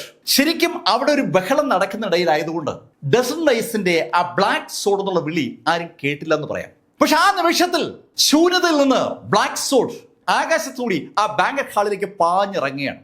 ഡസ്റ്റിൻ ആ ഹാളിനകത്തേക്ക് പാഞ്ഞിറങ്ങുന്ന ആ ബ്ലാക്ക് സോഡിനെ ഡെത്ത് ക്ലോയുടെ നേരെ തിരിച്ചുവിടാനായി ശ്രമിച്ച ആ നിമിഷത്തിൽ സകലരെ അമ്പരപ്പിച്ചുകൊണ്ട് ഡെത്ത് ക്ലാ ജനറൽ മറയുടെ തൊട്ടുമുന്നിൽ എത്തിക്കഴിഞ്ഞു. ജനറൽ മറയുടെ അടുത്തെത്തിയ ഡെത്ത് ക്ലോ അയാളുടെ വിശ്വവിഖ്യാതമായ ആ ആക്ഷൻ പുറത്തെടുക്കുകയാണ്. കൈകൊണ്ട് കഴുത്തിലൊരു ചപ്പിടി. ശരിക്കും കൊടുങ്കാറ്റിന്റെ വേഗതയിൽ ഡെത്ത് ക്ലോ ആ കൈ ജനറൽ മറയുടെ കഴുത്തിലേക്ക് കൊണ്ടുവന്ന ആ നിമിഷത്തിൽ സകല ആളുകളും ഞെട്ടിപ്പോവുകയാണ്. സകല ആളുകളും ഞെട്ടിയ നിമിഷത്തിൽ ഡസ്റ്റിൻ റൈസ് അയാളുടെ വാള് അന്തരീക്ഷത്തിനെ തടഞ്ഞു നിർത്തി. അതിന് കാരണം ഡസ്റ്റിൻ കണ്ട ആ കാഴ്ചയാണ്. ഡസ്റ്റിൻ റൈസും ആ എൻ്റെ സദസ്സും ശരിക്കും അവിശ്വസനീയമായ ആ കാഴ്ചയിൽ അങ്ങനെ തരിച്ചു നിൽക്കുകയാണ്. ജനറൽ മറയുടെ കഴുത്തിന് നേരെ വലത് കൈ ഉയർത്തിയ ഡെത്ത് ക്ലോയുടെ കഴുത്തിൽ ഇപ്പോ ജനറൽ മറയുടെ ഇടത് കൈ ഇരിക്കുകയാണ്. ജനറൽ മറയുടെ ഇടത് കൈ ഡെത്ത് ക്ലോയുടെ കഴുത്തിൽ ഇരിക്കുന്നു എന്ന് മാത്രമല്ല, ഡെത്ത് ക്ലോ ഇപ്പോ പൂർണ്ണമായും ആകാശത്താണ്. ജനറൽ മറയെ ഇടത് കൈ കൊണ്ട് ഡെത്ത് ക്ലോയെ പൂച്ചയെ പിടിക്കും പോലെ പിടിച്ചിങ്ങനെ പൊക്കി നിർത്തിയിരിക്കുകയാണ്. സകല ആളുകളും ഞെട്ടിത്തരിച്ച് ആ രംഗത്തിലേക്ക് നോക്കുമ്പോൾ ജനറൽ മറയെ ഇടത് കൈ ഒന്ന് അമർത്തി. കിടിങ്ങെന്ന ശബ്ദത്തോടു കൂടി ഡെത്ത് ക്ലോയുടെ കഴുത്ത് ഒടിഞ്ഞു. ഇപ്പോ ശ്വാസം പോലും എടുക്കാതെ ആളുകളുടെ കണ്ണുകൾ ആ രംഗത്തിലേക്ക് അങ്ങനെ തറച്ചു നിൽക്കുകയാണ്. ജനറൽ മറയുടെ ഇടത് കൈയിൽ തല ഒടിഞ്ഞു കിടക്കുകയാണ് ഡെത്ത് ക്ലോ. ഹാരിസൺ ശരിക്കും നിർനിമീഷനായി ആ കാഴ്ച കാണുകയാണ്. അയാളോട് വിശ്വസിക്കാൻ പറ്റാത്ത ഒരു കാഴ്ചയാണ് അയാൾ കണ്ടത്. ഡെത്ത് ക്ലോ ഗ്രാൻഡ് മാസ്റ്ററാണ്. ഗ്രാൻഡ് മാസ്റ്ററുടെ കഴുത്താണ് ഒരു ഈർക്കൽ ഒടിക്കും പോലെ ജനറൽ മറയെ ഓടിച്ചു കൊന്നത്. അമ്പരപ്പോടെ ജനറൽ മറയെ ഹാരിസൺ കണ്ണു പിടിച്ചു നോക്കുമ്പോൾ മറയെ ഡെത്ത് ക്ലോയെ തറയിലേക്ക് ഒരു ഒറ്റ ഏറി. ശരിക്കും ഒരു വൻ ശബ്ദത്തോടുകൂടി ഡെത്ത് ക്ലോ താഴെ പതിച്ചു. ആ ബോഡി താഴെ പതിച്ചപ്പോ ആ തറ ഒന്ന് കിടുങ്ങി എന്ന് പറയാം. അത്ര ശക്തിയിലാണ് മറയെ അയാളെ താഴേക്ക് വലിച്ചെറിഞ്ഞത്. അയാളുടെ തലയും ബോഡിയൊക്കെ ഒന്ന് പൊട്ടിയിട്ടുണ്ട്. അമ്പരപ്പോടെ ജനറൽ മറയെ നോക്കി ഹാരിസ് ചോദിച്ചു, അച്ഛാ ഇത്രയും ശക്തനായിരുന്നു എന്നുള്ള കാര്യം എന്തേ ഞങ്ങളോട് പറയാതിരുന്നത്? കേഡൻ ചോദിക്കാൻ ഉദ്ദേശിച്ച ചോദ്യമാണ് ഇപ്പൊ ഇതാ ഹാരിസൺ ചോദിച്ചിരിക്കുന്നത്. ഹാരിസണും കേഡനും മാത്രമല്ല, ആ ഹാളിൽ ഉണ്ടായിരുന്ന മുഴുവൻ ആളുകളും ആ ചോദ്യം ചോദിക്കാൻ ആഗ്രഹിക്കുന്നവരാണ്. അവർ പലരും ജനറൽ മറയെ പ്രൊട്ടക്ടർ ഓഫ് ഡ്രാഗൺ മാർഷ് ആയിരുന്നു എന്നുള്ള കാര്യം അറിയുന്നവരാണ്. പക്ഷെ അതൊക്കെ 30 കൊല്ലങ്ങൾക്ക് മുമ്പുള്ള കഥയാണ്. ഇപ്പോ ജനറൽ മറയെ ഒരു വൃദ്ധനാണ്. 80 വയസ്സ് പ്രായമുള്ള ആ വൃദ്ധൻ വലേറിയയിലെ ഗ്രാൻഡ് മാസ്റ്ററായ ആ ഡെത്ത് ക്ലോയെ ഒരു കൈകൊണ്ട് അങ്ങനെ ഞെരിച്ചു കൊല്ലുന്ന കാഴ്ച എന്ത് പറഞ്ഞാണ് വിശ്വസിക്കേണ്ടെന്ന് അവർക്ക് ആർക്കും അറിയത്തില്ല. അതുകൊണ്ടാണ് ഹാരിസൺ അമ്പരപ്പോടെ ആ കാര്യം ജനറൽ മറയോട് തന്നെ ചോദിച്ചത്. ഹാരിസൺ, നീ എന്താ എന്നെ കുറിച്ച് ധരിച്ചിരിക്കുന്നത്? ഞാൻ ഈ രാഷ്ട്രത്തിന്റെ പ്രൊട്ടക്ടറായി ഒത്തിരി വർഷം സേവനമനുഷ്ഠിച്ചത് വെറുതെയാണെന്നാണോ നീ കരുതിയത്? ഞാൻ ഈ യുദ്ധങ്ങളൊക്കെ ജയിച്ചത് വെറുതെ ആ പൊസിഷനിൽ കയറി ഇരുന്നു കൊണ്ടാണെന്നാണോ നീ കരുതിയിരുന്നത്? നിങ്ങൾ കുഞ്ഞുങ്ങളായിരിക്കുമ്പോൾ ഞാൻ ഈ രാഷ്ട്രത്തിന് വേണ്ടി യുദ്ധങ്ങളൊക്കെ ജയിച്ചത് എൻ്റെ കരുത്തുകൊണ്ട് തന്നെയാണ്. ജനറൽ മറ അത് പറയുമ്പോൾ ശരിക്കും ഒരു വല്ലാത്ത ആഹ്ലാദവും അമ്പരപ്പും അതിശയവും പല ഭാവങ്ങളും അവിടേക്ക് ഉണ്ടായി വരികയാണ്. സകലരും വളരെ കൗതുകത്തോടെ ജനറൽ മറയുടെ ആ സംഭാഷണം ശ്രദ്ധിക്കുമ്പോൾ ജനറൽ മറ ഹാരിസണോടായി പറഞ്ഞു, ഞാൻ എന്തുകൊണ്ട് ഈ കാര്യങ്ങൾ മറച്ചു വെച്ചു എന്ന ചോദ്യം നിന്റെ മനസ്സിലുണ്ടാകും. ഞാൻ നിങ്ങൾക്ക് വളരാൻ വേണ്ടി മനഃപൂർവ്വം ഒന്ന് സ്ലോ ചെയ്തതാണ്, അല്ലെങ്കിൽ കട്ടണബെല്ലിലേക്ക് മാറിയതാണ്. എന്റെ ശക്തിയുടെ പേരിൽ നിങ്ങൾ ആരും ഒന്നും ആകരുതെന്ന് എനിക്ക് നിർബന്ധമുണ്ടായിരുന്നു. നിങ്ങൾ ഓരോരുത്തരും നിങ്ങളുടേതായ ശക്തിയിൽ നിങ്ങളുടേതായ കഴിവിൽ വളരാൻ വേണ്ടി ഞാൻ ഒരു ബാക്ക് സീറ്റ് എടുത്തതാണ്. എൻ്റെ 3 മക്കൾക്കും വളരാനുള്ള എല്ലാ സാഹചര്യങ്ങളും ഞാൻ ഒരുക്കിയതാണ്. അതുകൊണ്ടാണ് 30 വർഷങ്ങൾക്ക് മുമ്പ് ഞാൻ വോളണ്ടറി റിട്ടയർമെന്റ് വാങ്ങി ഇവിടേക്ക് ഒതുങ്ങിയത്. പ്രൊട്ടക്ടർ ഓഫ് ഡ്രാഗൺ മാർഷ് എന്ന പദവി അപൂർവങ്ങളിൽ അപൂർവമായി മാത്രം ആളുകൾക്ക് ലഭിക്കുന്ന ഒന്നാണ്. ഒരു രാജ്യത്തിൽ ഒരു കാലഘട്ടത്തിൽ ഒരാളെ ആ പദവിയിൽ ഉണ്ടാകും. ആ പദവിയിൽ ഇരിക്കുകയാണ് ജനറൽ ക്രിസ്റ്റഫർ മറേ ആ പൊസിഷൻ വേണ്ടാന്ന് വെച്ചിട്ട് വോളണ്ടറി റിട്ടയർമെന്റ് എടുത്തത്. ജനറൽ മറേ പറഞ്ഞ കാര്യങ്ങൾ കേട്ടതും ഹാരിസൺ ജനറൽ മറയോട് പറഞ്ഞു, അച്ഛാ ഈ ചെയ്തത് ശരിയായില്ല. ഇനി ഞാൻ ചില ചോദ്യങ്ങൾ ചോദിക്കാം. അച്ഛൻ എന്തിനാ എന്റെ ഭാര്യയെ മരണത്തിലേക്ക് നയിച്ചത്? ഹാരിസൺ, നിന്റെ ഭാര്യയെ മരണത്തിലേക്ക് നയിച്ചത് ഞാനാണെന്ന് പറഞ്ഞാൽ ഞാൻ അതിൽ തർക്കിക്കില്ല. നിന്റെ ഭാര്യ മരിക്കേണ്ടവളായിരുന്നു. അച്ഛൻ എന്താ പറഞ്ഞേ? എന്റെ ഭാര്യ മരിക്കേണ്ടവളായിരുന്നു. അതെ, നിന്റെ ഭാര്യ മരിക്കേണ്ടവളായിരുന്നു. അവൾ ഈ രാജ്യത്തിന്റെ ശത്രു രാജ്യവുമായി സഹകരിച്ച് ചാരപ്രവർത്തനം നടത്തിയവളാണ്. അവളെപ്പോലുള്ള ആളുകൾ കാരണം എത്ര ഡ്രാഗൺ മാർഷ് ചെറുപ്പക്കാരാണ് യുദ്ധമുന്നണിയിൽ കൊല്ലപ്പെട്ടതെന്ന് നിനക്കറിയാമോ? അച്ഛാ, കള്ളം പറഞ്ഞ് കഥ മാറ്റരുത്. അച്ഛൻ മരിച്ചിട്ടും അവൾ വെറുതെ വിടുന്നില്ല. ഹാരിസൺ അത് പറഞ്ഞതും കേഡൻ പെട്ടെന്ന് ഇടക്കേറി ഹാരിസനോട് പറഞ്ഞു, ഹാരിസൺ, അച്ഛൻ പറഞ്ഞത് ശരിയാണ്. നിന്റെ ഭാര്യ ചാര വനിതയായിരുന്നുള്ള കാര്യം തിരിച്ചറിഞ്ഞപ്പോൾ അവളെ ഞങ്ങളൊക്കെ ഉപദേശിച്ചതാണ്. അവൾക്ക് പറ്റിയ തെറ്റ് തിരുത്താൻ ഞങ്ങൾ അവളോട് ആവശ്യപ്പെട്ടതാണ്. പക്ഷെ അവൾ അതനുസരിച്ചില്ല. ചേട്ടാ, അതല്ല, എന്റെ ഭാര്യയ്ക്ക് പശ്ചാത്തപിക്കാനുള്ള അവസരം നിങ്ങൾ ആരും കൊടുത്തില്ല. ഹാരിസന്റെ ആ അഭിപ്രായത്തിന് വ്യക്തമായ മറുപടിയാണ് ക്രിസ്റ്റഫർ മറേ പറഞ്ഞത്. ഹാരിസൺ, അങ്ങനെയല്ല. നിന്റെ ഭാര്യയോട് ക്ഷമിക്കാൻ ഞാൻ തയ്യാറായിരുന്നു. നിന്റെ ഭാര്യയോട് ഞാൻ ക്ഷമിച്ചതുമാണ്. പക്ഷെ അവൾ സത്യത്തിൽ നിന്നെ എനിക്കെതിരാക്കാൻ വേണ്ടി മനഃപൂർവ്വം മരണം തിരഞ്ഞെടുത്തതാണ്. നിനക്ക് ഇപ്പോഴും കഥ മനസ്സിലായിട്ടില്ല. അവൾ സ്വയം ജീവൻ ഒടുക്കിക്കൊണ്ട് നിന്നെ ഈ മറേ കുടുംബത്തിന് എതിരാക്കിയതാണ്. നീയും ഞാനും തമ്മിൽ ഒരു ഫൈറ്റ് ഉണ്ടാകണമെന്ന് അവൾ ആത്മാർത്ഥമായി ആഗ്രഹിച്ചു. അതിനുവേണ്ടിയാണ് അവൾ അവളുടെ ജീവൻ സ്വയം ഒടുക്കിയത്. അച്ഛാ, എന്റെ ഭാര്യയെക്കുറിച്ചുള്ള ഈ കഥകൾ ഞാൻ വിശ്വസിക്കത്തില്ല. ഞാനേ ഇതൊന്നും വിശ്വസിക്കാൻ തയ്യാറല്ല. നോക്കൂ ഹാരിസൺ, ഈ സംഭവിച്ചതൊക്കെ മറക്കാം, ഇതുവരെ നടന്നതൊക്കെ ഞാൻ മറക്കാം. നീ തിരിച്ചു വാ. നീയാണ് എന്റെ മക്കളിൽ ഏറ്റവും മിടുക്കൻ. നിനക്കുള്ള കൗശലവും സാമർഥ്യവും ബുദ്ധിശക്തിയും മറ്റാർക്കും ഇല്ലെന്ന് ഞങ്ങൾ എല്ലാവരും സമ്മതിക്കുന്നതാണ്. നീയാണ് യഥാർത്ഥത്തിൽ ഈ കുടുംബത്തിന്റെ തലപ്പത്ത് വരേണ്ടത്. നീ മടങ്ങി വാ മോനെ, ഞാൻ എല്ലാ കാര്യങ്ങളും ക്ഷമിക്കാം. നീ ചെയ്തു കൂട്ടിയതെല്ലാം ക്ഷമിക്കാം. നീ മാപ്പ് പോലും പറയണ്ട, നീ മടങ്ങി വന്നാൽ മതി. മകനോടുള്ള വാത്സല്യം ക്രിസ്റ്റഫർ മറയുടെ ആ വാക്കുകളിൽ ദൃശ്യമാണ്. അത് കേട്ടതും ഹാരിസൺ ക്രിസ്റ്റഫറോട് പറഞ്ഞു, അങ്ങനെയല്ല, അത് ശരിയായില്ല. എന്റെ ഭാര്യയ്ക്ക് ഞാൻ വാക്ക് കൊടുത്തതാണ്. എന്റെ ഭാര്യയെ കൊന്ന ആളിനെ കൊല്ലുമെന്ന് ഞാൻ വാക്ക് കൊടുത്തതാണ്. ഞാൻ നിങ്ങളെല്ലാവരെയും അവസാനിപ്പിക്കാൻ പോവുകയാണ്. അച്ഛാ, ചിലപ്പോ എനിക്ക് അച്ഛനെ ഒന്നും ചെയ്യാൻ പറ്റില്ലെന്ന് വരാം, അച്ഛൻ ശക്തനായതുകൊണ്ട്. പക്ഷേ അച്ഛനെ കൂടെ നിൽക്കുന്ന ആളുകളുണ്ടല്ലോ, ഇവരെ മുഴുവൻ ഞാൻ കൊണ്ടുപോകും. ഹാരിസൺ അങ്ങനെ പറയുമ്പോൾ ശരിക്കും ഒരു ഭ്രാന്തന്റെ ജൽപ്പനങ്ങൾ പോലെ ആളുകൾക്ക് അത് ഫീൽ ചെയ്യുന്നുണ്ട്. ഇയാൾ എന്താ അങ്ങനെ പറയുന്നതെന്ന് കേഡനും കൂടെയുള്ള ആളുകൾക്ക് ആലോചിക്കുമ്പോൾ ഹാരിസൺ അയാളുടെ കോട്ട് പതുക്കെ മലർക്കെ അങ്ങ് തുറന്നു. ഹാരിസൺ ആ കോട്ട് മലർക്കെ തുറക്കുമ്പോൾ ആ എൻ്റെ സദസ്സും ഞെട്ടിത്തരിച്ചു പോവുകയാണ്. ആ കോട്ടിന്റെ രണ്ട് ഭാഗത്തായിട്ട് ശരിക്കും ശക്തിയുള്ള എക്സ്പ്ലോസീവ്സ് നിരത്തി ഫിറ്റ് ചെയ്തിരിക്കുകയാണ്. അയാളുടെ കോട്ടിനകത്ത് മാത്രമല്ല, അയാളുടെ ബോഡി നിറയെ എക്സ്പ്ലോസീവ്സ് ആണ്. ദേഹം മുഴുവൻ എക്സ്പ്ലോസീവ്സ് ആണ്. എക്സ്പ്ലോസീവ്സിന്റെ ഒരു കവർ തന്നെ അയാളുടെ പുറത്തുണ്ടെന്ന് പറഞ്ഞാൽ അതാണ് ശരി. ആ എക്സ്പ്ലോസീവ്സ് ഹാരിസന്റെ പുറത്ത് കണ്ടതും സകല ആളുകളും ഒന്ന് നടുങ്ങിയെന്ന് പറയാം. അവിടെ അതിഥികളായിട്ട് അനവധി ആളുകൾ എത്തിയിരുന്നു. ക്രിസ്റ്റഫർ മറയുടെ ബർത്ത്ഡേയിൽ പങ്കെടുക്കുക എന്നുള്ള ഒറ്റ ഉദ്ദേശത്തിൽ അവർ വന്നതാണ്. ഇപ്പൊ ഇതാ അവർക്കൊക്കെ ആ തീരുമാനം തെറ്റായിപ്പോയിരുന്നു എന്ന് തോന്നുന്ന നിമിഷമാണ് എത്തിയിരിക്കുന്നത്. സകലരും അമ്പരപ്പോടെ ഹാരിസൺ നോക്കുന്നതും ഹാരിസൺ അയാളുടെ ഷർട്ടിൽ പിടിപ്പിച്ചിരുന്ന ആ ഡെറ്റോണേറ്ററിൽ ഒന്ന് അമർത്തി. ആളുകൾക്ക് എന്തെങ്കിലും പറയാൻ കഴിയുമ്പോൾ അത് സംഭവിച്ചു. വൻ സ്ഫോടനത്തോടു കൂടി ഹാരിസൺ കഷ്ണങ്ങളായി ചിതറി. ഹാരിസൺ ആ ബോംബിന്റെ ഡിറ്റോണേറ്ററിൽ സ്പ്രെസ് ചെയ്യാൻ പോകുന്നത് കണ്ടതും അരുതെന്ന് പറഞ്ഞുകൊണ്ട് ക്രിസ്റ്റഫർ മറെ മുന്നോട്ട് കുതിച്ചിരുന്നു. മുന്നോട്ട് കുതിച്ച ക്രിസ്റ്റഫർ മറെ ഇപ്പോ ആ ബോംബ് സ്ഫോടനത്തിന്റെ ഷോക്ക് വേവിൽ പുറകോട്ട് തെറിക്കുകയാണ്.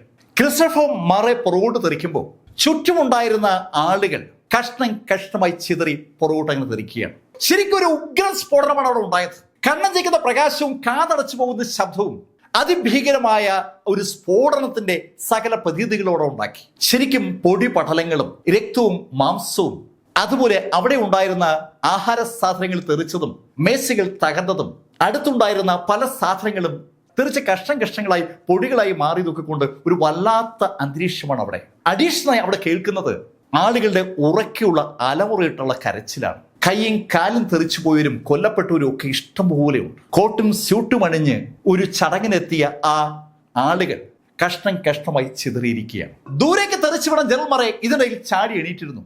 അയാൾ അതിവേഗം ആ സ്ഫോടനം നടന്ന പോയിന്റിലേക്ക് ഓടിയെത്തി.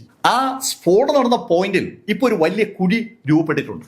അവിടേക്ക് ഓടിയെത്തി അയാൾ അവിടെയുള്ള ആ ചപ്പ് ചവറുകൾക്കിടയിൽ നിന്ന് അയാളുടെ മകനെ കണ്ടുപിടിക്കാനുള്ള ഒരു ശ്രമത്തിലാണ്. ശരിക്കും ഭ്രാന്തമായി ക്രിസ്റ്റഫർ മറെ അയാളുടെ മകന് വേണ്ടി തെരച്ചിൽ നടത്തുകയാണ്. മോനെ അങ്ങനെ വിളിച്ചുകൊണ്ടാണ് അയാൾ അവിടെ മുഴുവൻ തെരയുന്നത്. ക്രിസ്റ്റഫർ മറയ്ക്ക് അയാളുടെ മകൻ്റെതായി അവസാനം കയ്യിൽ കിട്ടിയത് അയാളുടെ തലയാണ്. ഹാരിസന്റെ തല മാത്രം പരിക്കേൽക്കാതെ തെറിച്ച് ദൂരെ വീണിരുന്നു. ആ തല കയ്യിലേക്കെടുത്ത ക്രിസ്റ്റഫർ മറയുടെ കണ്ണുകളിൽ നിന്ന് കണ്ണീർ ധാരധാരയായി ഒഴുകുകയാണ്. ഈ സമയത്ത് കരച്ചിൽ ശരിക്കും ശക്തമായി ഉരുന്നുണ്ട്. ചുറ്റും ശരിക്കും പുകയാണ്. പൊടിയും പുകയും തെറിച്ചു വീണ സാധനങ്ങൾ താഴേക്ക് വീഴുന്ന ശബ്ദവും ഒക്കെക്കൊണ്ട് വല്ലാത്തൊരു അന്തരീക്ഷമാണ്. ക്രിസ്റ്റഫർ മറെ തന്റെ കയ്യിലിരിക്കുന്ന ഹാരിസന്റെ തലയിലേക്ക് നോക്കി ശരിക്കും അലമുറയിട്ട് കരയുകയാണ്. മോനെ ഹാരിസൺ, നീ എന്തിനാ മോനെ ഇത് ചെയ്തത്? എന്തിനാ? അയാൾക്ക് അയാളുടെ ഇളയ മകൻ ഇത്രയും വരെ പോകുമെന്ന് വിശ്വസിക്കാൻ പറ്റുന്നില്ല. സ്വന്തം ജീവൻ വേണ്ടാന്ന് വെച്ചുകൊണ്ട് ഈ ശൈലിയിലൊരു പ്രതികാരത്തിന് ഹാരിസൺ മറെ ശ്രമിക്കുമെന്ന് ക്രിസ്റ്റഫർ മറെ സ്വപ്നത്തിൽ പോലും കരുതിയിരുന്നല്ല. എന്തുമാത്രം ആഴത്തിലാണ് ഹാരിസൺ മറയുടെ മനസ്സിലേക്ക് മറെ കുടുംബത്തോടുള്ള ആ എതിർപ്പ് ശക്തി പ്രാപിച്ചിരുന്നതിന്റെ സർവ്വ ലക്ഷണങ്ങളുമാണ് അവിടെ കാണുന്നത്. കരഞ്ഞുപോയ ക്രിസ്റ്റഫർ മറെ പെട്ടെന്ന് ഒന്ന് മുന്നോട്ട് വീണു. അതിന്റെ കാരണം തൊട്ടു പുറകിലെത്തിയ ഒരു രൂപം അതിശക്തമായി ക്രിസ്റ്റഫറെ ആഞ്ഞൊന്നിടിച്ചതാണ്. കറുത്ത പുകയ്ക്കിടയിൽ ക്രിസ്റ്റഫർ മറയുടെ പുറകിൽ ആ രൂപം എത്തിയത് ക്രിസ്റ്റഫർ മറയോ മറ്റാരോ കണ്ടില്ല. പുറകിലെത്തിയ രൂപം അതിശക്തമായി രണ്ട് കൈകൊണ്ടും ക്രിസ്റ്റഫർ മറയുടെ കഴുത്തിൽ ആഞ്ഞൊരൊറ്റ ഇടിയാണ് ഇടിച്ചത്. സാധാരണഗതിയിൽ എപ്പോഴും ഒരു എനർജി പ്രൊട്ടക്ഷൻ ക്രിസ്റ്റഫർ മറയുടെ ശരീരത്തിന് ചുറ്റും ഉണ്ടാകും. അയാളൊരു ഗ്രാൻഡ് മാസ്റ്ററാണ്. ഗ്രാൻഡ് മാസ്റ്ററായ ക്രിസ്റ്റഫർ മറേ പക്ഷെ ഈ നിമിഷത്തിൽ ആ സ്ഫോടനത്തിന്റെ ശക്തിയിൽ ഒന്ന് ഉലഞ്ഞിരുന്നു. അതിനുശേഷമാണ് മകൻ ഹാരിസന്റെ തല അയാൾ കയ്യിലേക്ക് എടുത്തത്. ആ നിമിഷത്തിൽ അയാൾ സകല പ്രൊട്ടക്ഷനും മറന്ന് ഹാരിസണിലേക്ക് മാത്രം അലിഞ്ഞു ചേരുകയായിരുന്നു. ആ നിമിഷത്തിലാണ് പുറകിലെത്തിയ മനുഷ്യൻ രണ്ട് കൈകൊണ്ടും ക്രിസ്റ്റഫറിന്റെ തലയ്ക്ക് പുറകിലായി ആഞ്ഞിടിച്ചത്. ഇടിയേറ്റ ക്രിസ്റ്റഫർ മറേ ശരിക്കും നീന്തുന്നത് പോലെ ആ പൊടിപടലങ്ങൾക്കിടയിലൂടെ മുന്നോട്ട് വീണു. പൊടിപടലങ്ങൾക്കിടയിലൂടെ മുന്നോട്ട് വീണ ക്രിസ്റ്റഫർ മറേ പെട്ടെന്ന് തിരിഞ്ഞ് ചാടി എണീക്കുകയാണ്. ചാടി എണീറ്റ ക്രിസ്റ്റഫർ മറയ്ക്ക് നിൽക്കാൻ ലേശം ബുദ്ധിമുട്ട് അനുഭവപ്പെടുന്നുണ്ട്. അയാൾ വിറയ്ക്കുന്നുണ്ട്. അയാൾ അമ്പരപ്പോടെ ആ കറുത്ത പുകയ്ക്കകത്ത് കാണുന്ന ആ രൂപത്തോട് ചോദിച്ചു, ഏയ് ആരാ നീ? ഏയ് സുഹൃത്തെ, നിങ്ങൾ എന്നെ മറന്നു? ആ കറുത്ത പുകയ്ക്കകത്തുള്ള മനുഷ്യൻ അങ്ങനെ ചോദിച്ചതും ക്രിസ്റ്റഫർ അയാളൊന്ന് സൂക്ഷിച്ചു നോക്കിയിട്ട് അയാളോട് ചോദിച്ചു, ഏയ് നീ ടാറ്റ്ഹാര ടോം അല്ലേ? അതെ അതെ അതെ, ഞാൻ തന്നെയാണല്ലോ ടാറ്റ്ഹാര ടോം. എന്താ ടാറ്റ്ഹാര ടോമിനെ നീ അങ്ങ് മറന്നുപോയോ? ഞാൻ മറക്കാനോ?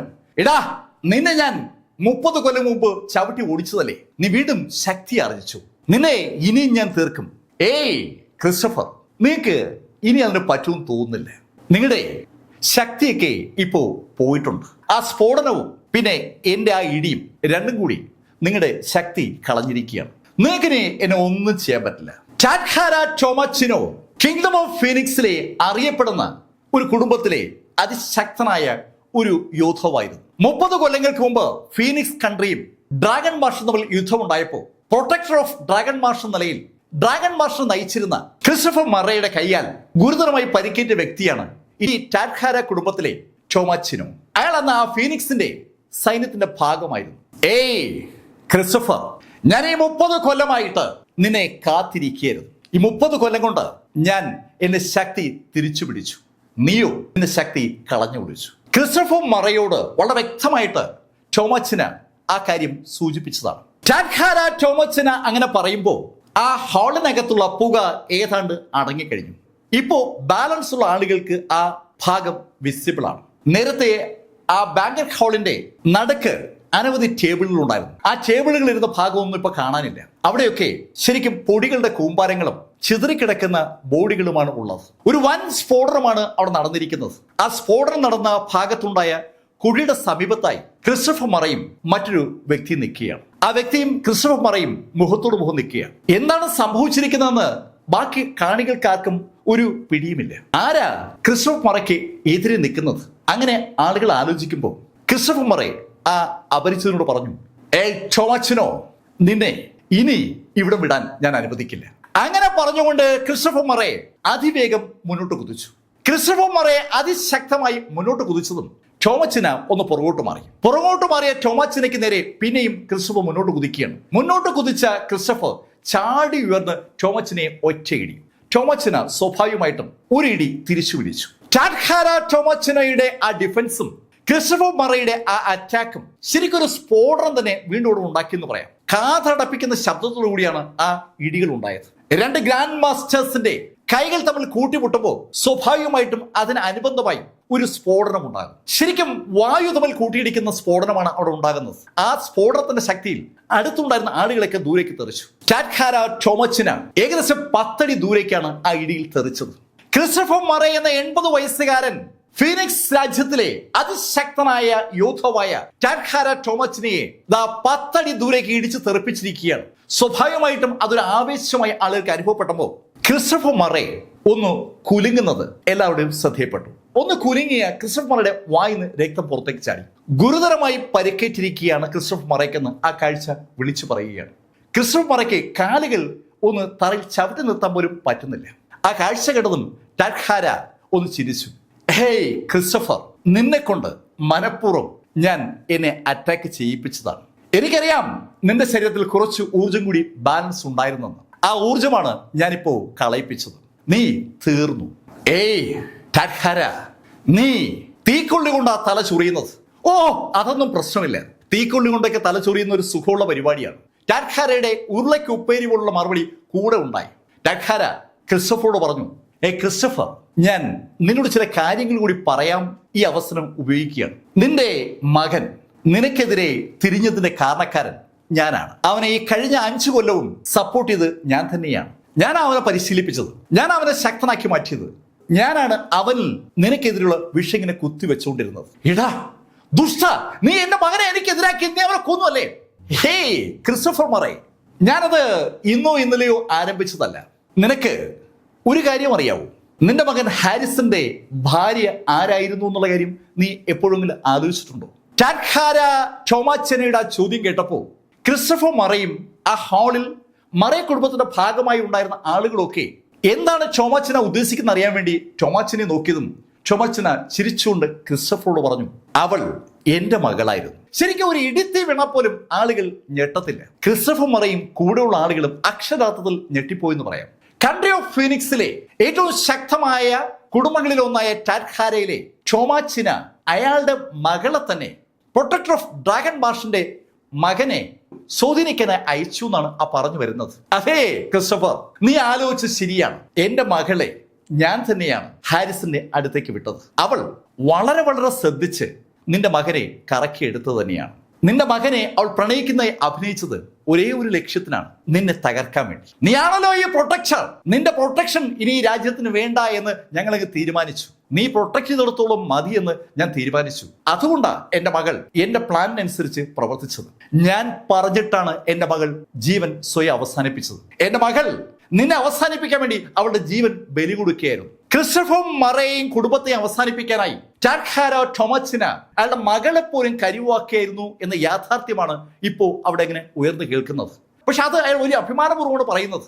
സ്വന്തം മകളെ ബലി കൊടുത്ത അയാൾ മറേ കുടുംബത്തിലെ മുഴുവൻ ആളുകളെയും ഇല്ലാതാക്കാൻ തീരുമാനിച്ച് ഉറച്ചാണ് എത്തിയിരിക്കുന്നതെന്ന് അയാളുടെ വാക്കുകൾ വിളിച്ചു പറയുകയാണ്. സ്വന്തം മകളെ വരെ ബലി കൊടുത്ത അയാൾ ഇനി എന്തും ചെയ്യുമെന്ന ഒരു തോന്നൽ സകലർക്കും ഉണ്ടായപ്പോ ടോമാച്ചിന ക്രിസ്റ്റഫറോട് പറഞ്ഞു, ക്രിസ്റ്റഫർ, നിനക്ക് ഒരു കാഴ്ച ഞാൻ കാണിച്ചു തരാം. അങ്ങനെ പറഞ്ഞിട്ട് അയാൾ തറയിലൊന്ന് ചവിട്ടി. ടോമാച്ചിന തറയിൽ ആഞ്ഞ് ചവിട്ടിയതും ആ ഹാളിലെ പല ടേബിളുകളും ഒന്ന് അനങ്ങി തുടങ്ങി. എന്താണ് സംഭവിക്കുന്നത് ആർക്കൊരു പിടിയില്ല. പെട്ടെന്ന് ആ ടേബിളുകൾ മുകളിലേക്ക് തെറിക്കുന്നത്, ആ ടേബിളുകൾ മുകളിലേക്ക് തെറിച്ചതും ആ ടേബിളുകൾ ഇരുന്ന ഭാഗത്ത് ഒരു വഴി രൂപം കൊള്ളുന്നതാണ് ആളുകൾ അമ്പരപ്പോടെ കണ്ടത്. ആ വഴിയിലൂടെ ആകാശത്തേക്ക് ആളുകൾ ഇങ്ങനെ കുതിച്ചെത്തുകയാണ്. സമുറായി വേഷം ധരിച്ച യോദ്ധാക്കൾ അണ്ടർഗ്രൗണ്ടിൽ നിന്ന് മുകളിലേക്ക് കുതിച്ചെത്തുകയാണ്. ആ ഹാളിനിടയിൽ ഒരു അണ്ടർഗ്രൗണ്ട് ഉള്ള കാര്യം മറേക്ക് അറിയാം. ആ അണ്ടർഗ്രൗണ്ട് പൂർണ്ണമായും ടോമാച്ചിനയുടെ ആളുകൾ കയ്യേറിയിരിക്കുന്ന യാഥാർത്ഥ്യമാണ് ഇതാ ക്രിസ്റ്റഫർ മറയും കൂട്ടരും തിരിച്ചറിയുന്നത്. ശരിക്കും അമ്പരപ്പിക്കുന്ന വേഗതയിൽ സമുറായി യോദ്ധാക്കൾ ആ ഹാളിൽ അവരെങ്ങ് വളഞ്ഞു. ഒത്തിരിയേറെ യോദ്ധാക്കളാണ് താഴ്ന്ന് മുകളിലേക്ക് പറന്നിറങ്ങിയത്. ആ യോദ്ധാക്കൾ ടാഡ്ഹാര ടോമാച്ചിനയുടെ പുറകിലായി അങ്ങനെ അണിനിരുന്നതും ടോമാച്ചിന അവരെ ഒന്ന് നോക്കിയിട്ട് ക്രിസ്റ്റഫറോട് പറഞ്ഞു, ക്രിസ്റ്റഫർ, നീ കാണണം, നിന്റെ ബന്ധുക്കൾ, നിന്റെ മക്കൾ, നിന്റെ ചെറുമക്കൾ ഒക്കെ കൊല്ലപ്പെടുന്നത് നീ നിന്റെ കണ്ണുകൊണ്ട് കാണണം. അതിനുശേഷമേ നിന്നെ ഞാൻ കൊല്ലത്തുള്ളൂ. പിന്നെ ഒരു കാര്യം കൂടി ഞാൻ ഉറപ്പു തരുന്നു, നീ ഈ ക്ഷണിച്ചു വരുത്തി ഇത്രയും ആളുകളുണ്ടല്ലോ, അവരെയും ഞാൻ നിനക്കൊപ്പം അയക്കാം. ടാഡ്ഹാര ടോമാച്ചിനയുടെ ആ വാചകം ആ ഹാളിനകത്തുണ്ടായിരുന്ന മുഴുവൻ ആളുകളെയും വല്ലാതെ ഭയപ്പെടുത്തിയിരിക്കുകയാണ്. ക്രിസ്റ്റഫർ മറയുടെ ബർത്ത്ഡേ ഫംഗ്ഷനിൽ വന്നതിന്റെ ഫലമായിട്ട് കുറെ ആളുകൾ കൊല്ലപ്പെട്ടു കഴിഞ്ഞു. ബാക്കി ആളുകൾക്ക് അവിടെ നിന്ന് ജീവനോടെ പുറത്തു പോകാൻ കഴിയില്ല എന്നാണ് ടോമാച്ചിനയുടെ വാക്കുകൾ വിളിച്ചു പറയുന്നത്. ടോമാച്ചിന അങ്ങനെ പറഞ്ഞതും ക്രിസ്റ്റഫർ ടോമാച്ചിനോട് പറഞ്ഞു, ഏയ് ടാഡ്ഹാര, നിനക്കിപ്പോ തോന്നുന്നുണ്ടാവും നീ അവസാനത്തെ വാക്കാണ്. എന്നാൽ അങ്ങനെ അല്ല. അങ്ങനെ പറഞ്ഞിട്ട് ക്രിസ്റ്റഫർ മറേ കൈയൊന്ന് ഉയർത്തി 3 തവണ ഒന്ന് കൊട്ടി. ക്രിസ്റ്റഫർ മറേ അങ്ങനെ കൊട്ടിയതും ആ ഹാളിന്റെ മേൽക്കൂരയിൽ ചില ശബ്ദങ്ങൾ കേട്ടു തുടങ്ങി. ശബ്ദങ്ങളുടെ ഭാഗത്തേക്ക് ആളുകൾ കണ്ണുയർത്തുമ്പോൾ അവർ കാണുന്നത് മേൽക്കൂരയിൽ പല ഭാഗവും തുറക്കപ്പെടുന്നതാണ്. തുറക്കപ്പെട്ട മേൽക്കൂരയിൽ നിന്ന് കറുത്ത വസ്ത്രധാരികളായ ആളുകൾ പൂ പോലെ താഴേക്ക് നൂഴ്ന്നിറങ്ങുന്നതാണ് ആളുകൾ കാണുന്നത്. ആ ആളുകൾ അതിവേഗം താഴേക്ക് ഇറങ്ങുമ്പോൾ ശരിക്കും ഒരു അമ്പരപ്പ് എല്ലാവരുടെ മുഖത്തുമുണ്ട്. പക്ഷെ ആ അമ്പരപ്പിന് അധികം ആയുസ്സുണ്ടായില്ല. ആ അമ്പരപ്പ് ഒരു വല്ലാത്ത അമ്പരപ്പായി മാറുകയാണ്. അടുത്ത നിമിഷത്തിൽ താഴേക്കിറങ്ങിയ ആ ബ്ലാക്ക് ഡ്രസ്സുധാരികൾ പെട്ടെന്നാണ് ടാഡ്ഹാര ടോമാച്ചിനയുടെ പുറകിൽ നിന്ന് ആ സമുറായി യോദ്ധാക്കൾക്ക് നേരെ ഒന്ന് കുതിച്ചത്. ഏതാനും സെക്കൻഡുകൾ കഴിഞ്ഞപ്പോൾ ആ ബ്ലാക്ക് വസ്ത്രധാരികൾ 2 വരിയായി അങ്ങനെ നിരന്ന് നിൽക്കുകയാണ്. ആ ആളുകൾ അങ്ങനെ നിരന്ന് നിൽക്കുമ്പോൾ പുറകിൽ ഒരു ശബ്ദം ഇങ്ങനെ കേൾക്കുന്നുണ്ട്. ആളുകൾ താഴേക്ക് വീഴുന്ന ശബ്ദമാണ് കേൾക്കുന്നത്. താഴേക്ക് വീഴുന്ന ആളുകളൊക്കെയും നേരത്തെ അവിടെ നിന്നിരുന്ന ആ സമുറായി യോദ്ധാക്കളാണ്. പക്ഷേ ഇപ്പോ ആ താഴേക്ക് വീഴുന്ന സമുറായി യോദ്ധാക്കൾക്ക് ഒരു പ്രത്യേകതയുണ്ട്. ഒരാൾക്കും തലയില്ല. അവരുടെ തല അല്പനേരം മുമ്പ് അവർക്ക് കൈമോശം വന്നിരുന്നു.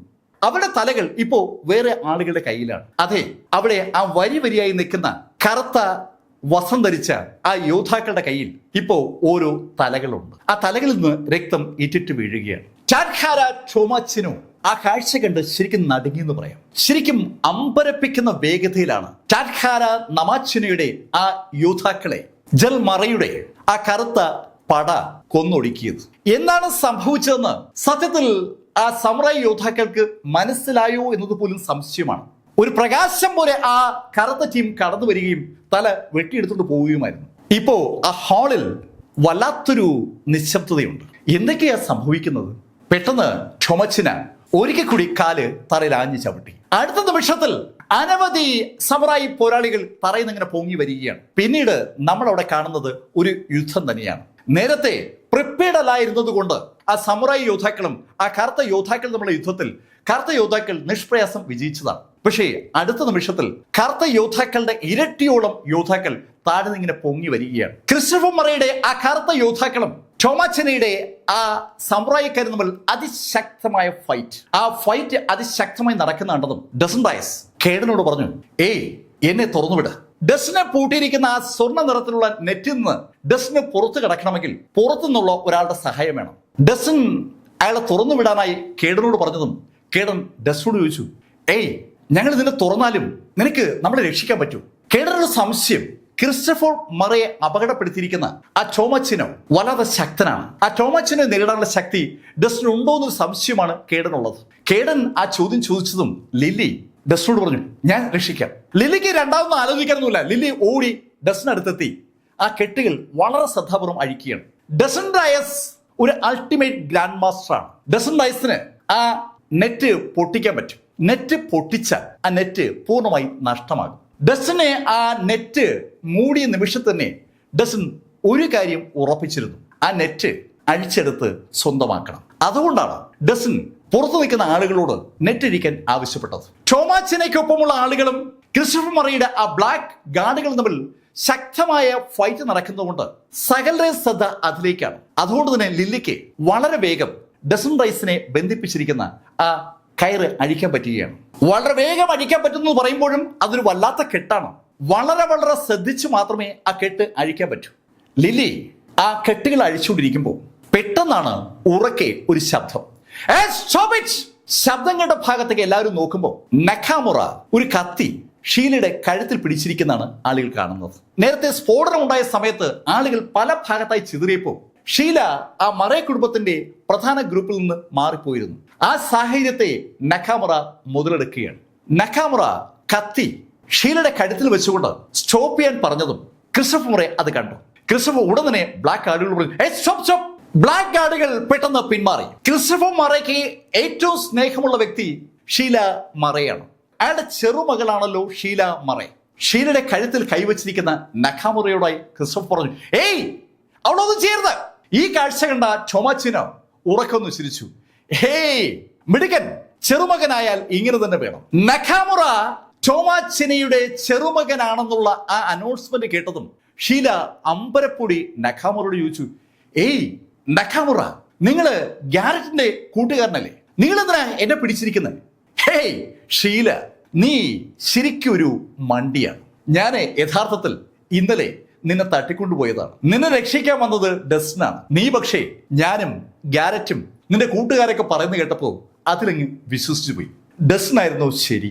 നഖാമുറ പറഞ്ഞ വാചകം കേട്ടതും ഷീല എന്ത് പറയണമെന്നറിയാതെ ആകെ തകർന്നതുപോലെയായി. ഇന്നലെ ഗാരറ്റും വിവിയനും ചെയ്സും ഇവാൻസും എല്ലാം കൂടി ഉറപ്പിച്ച് നഖാമുറയെ സപ്പോർട്ട് ചെയ്ത് സംസാരിച്ചപ്പോൾ അവൾ ഡസ്റ്റിനെതിരെ സംസാരിച്ചു പോയതാണ്.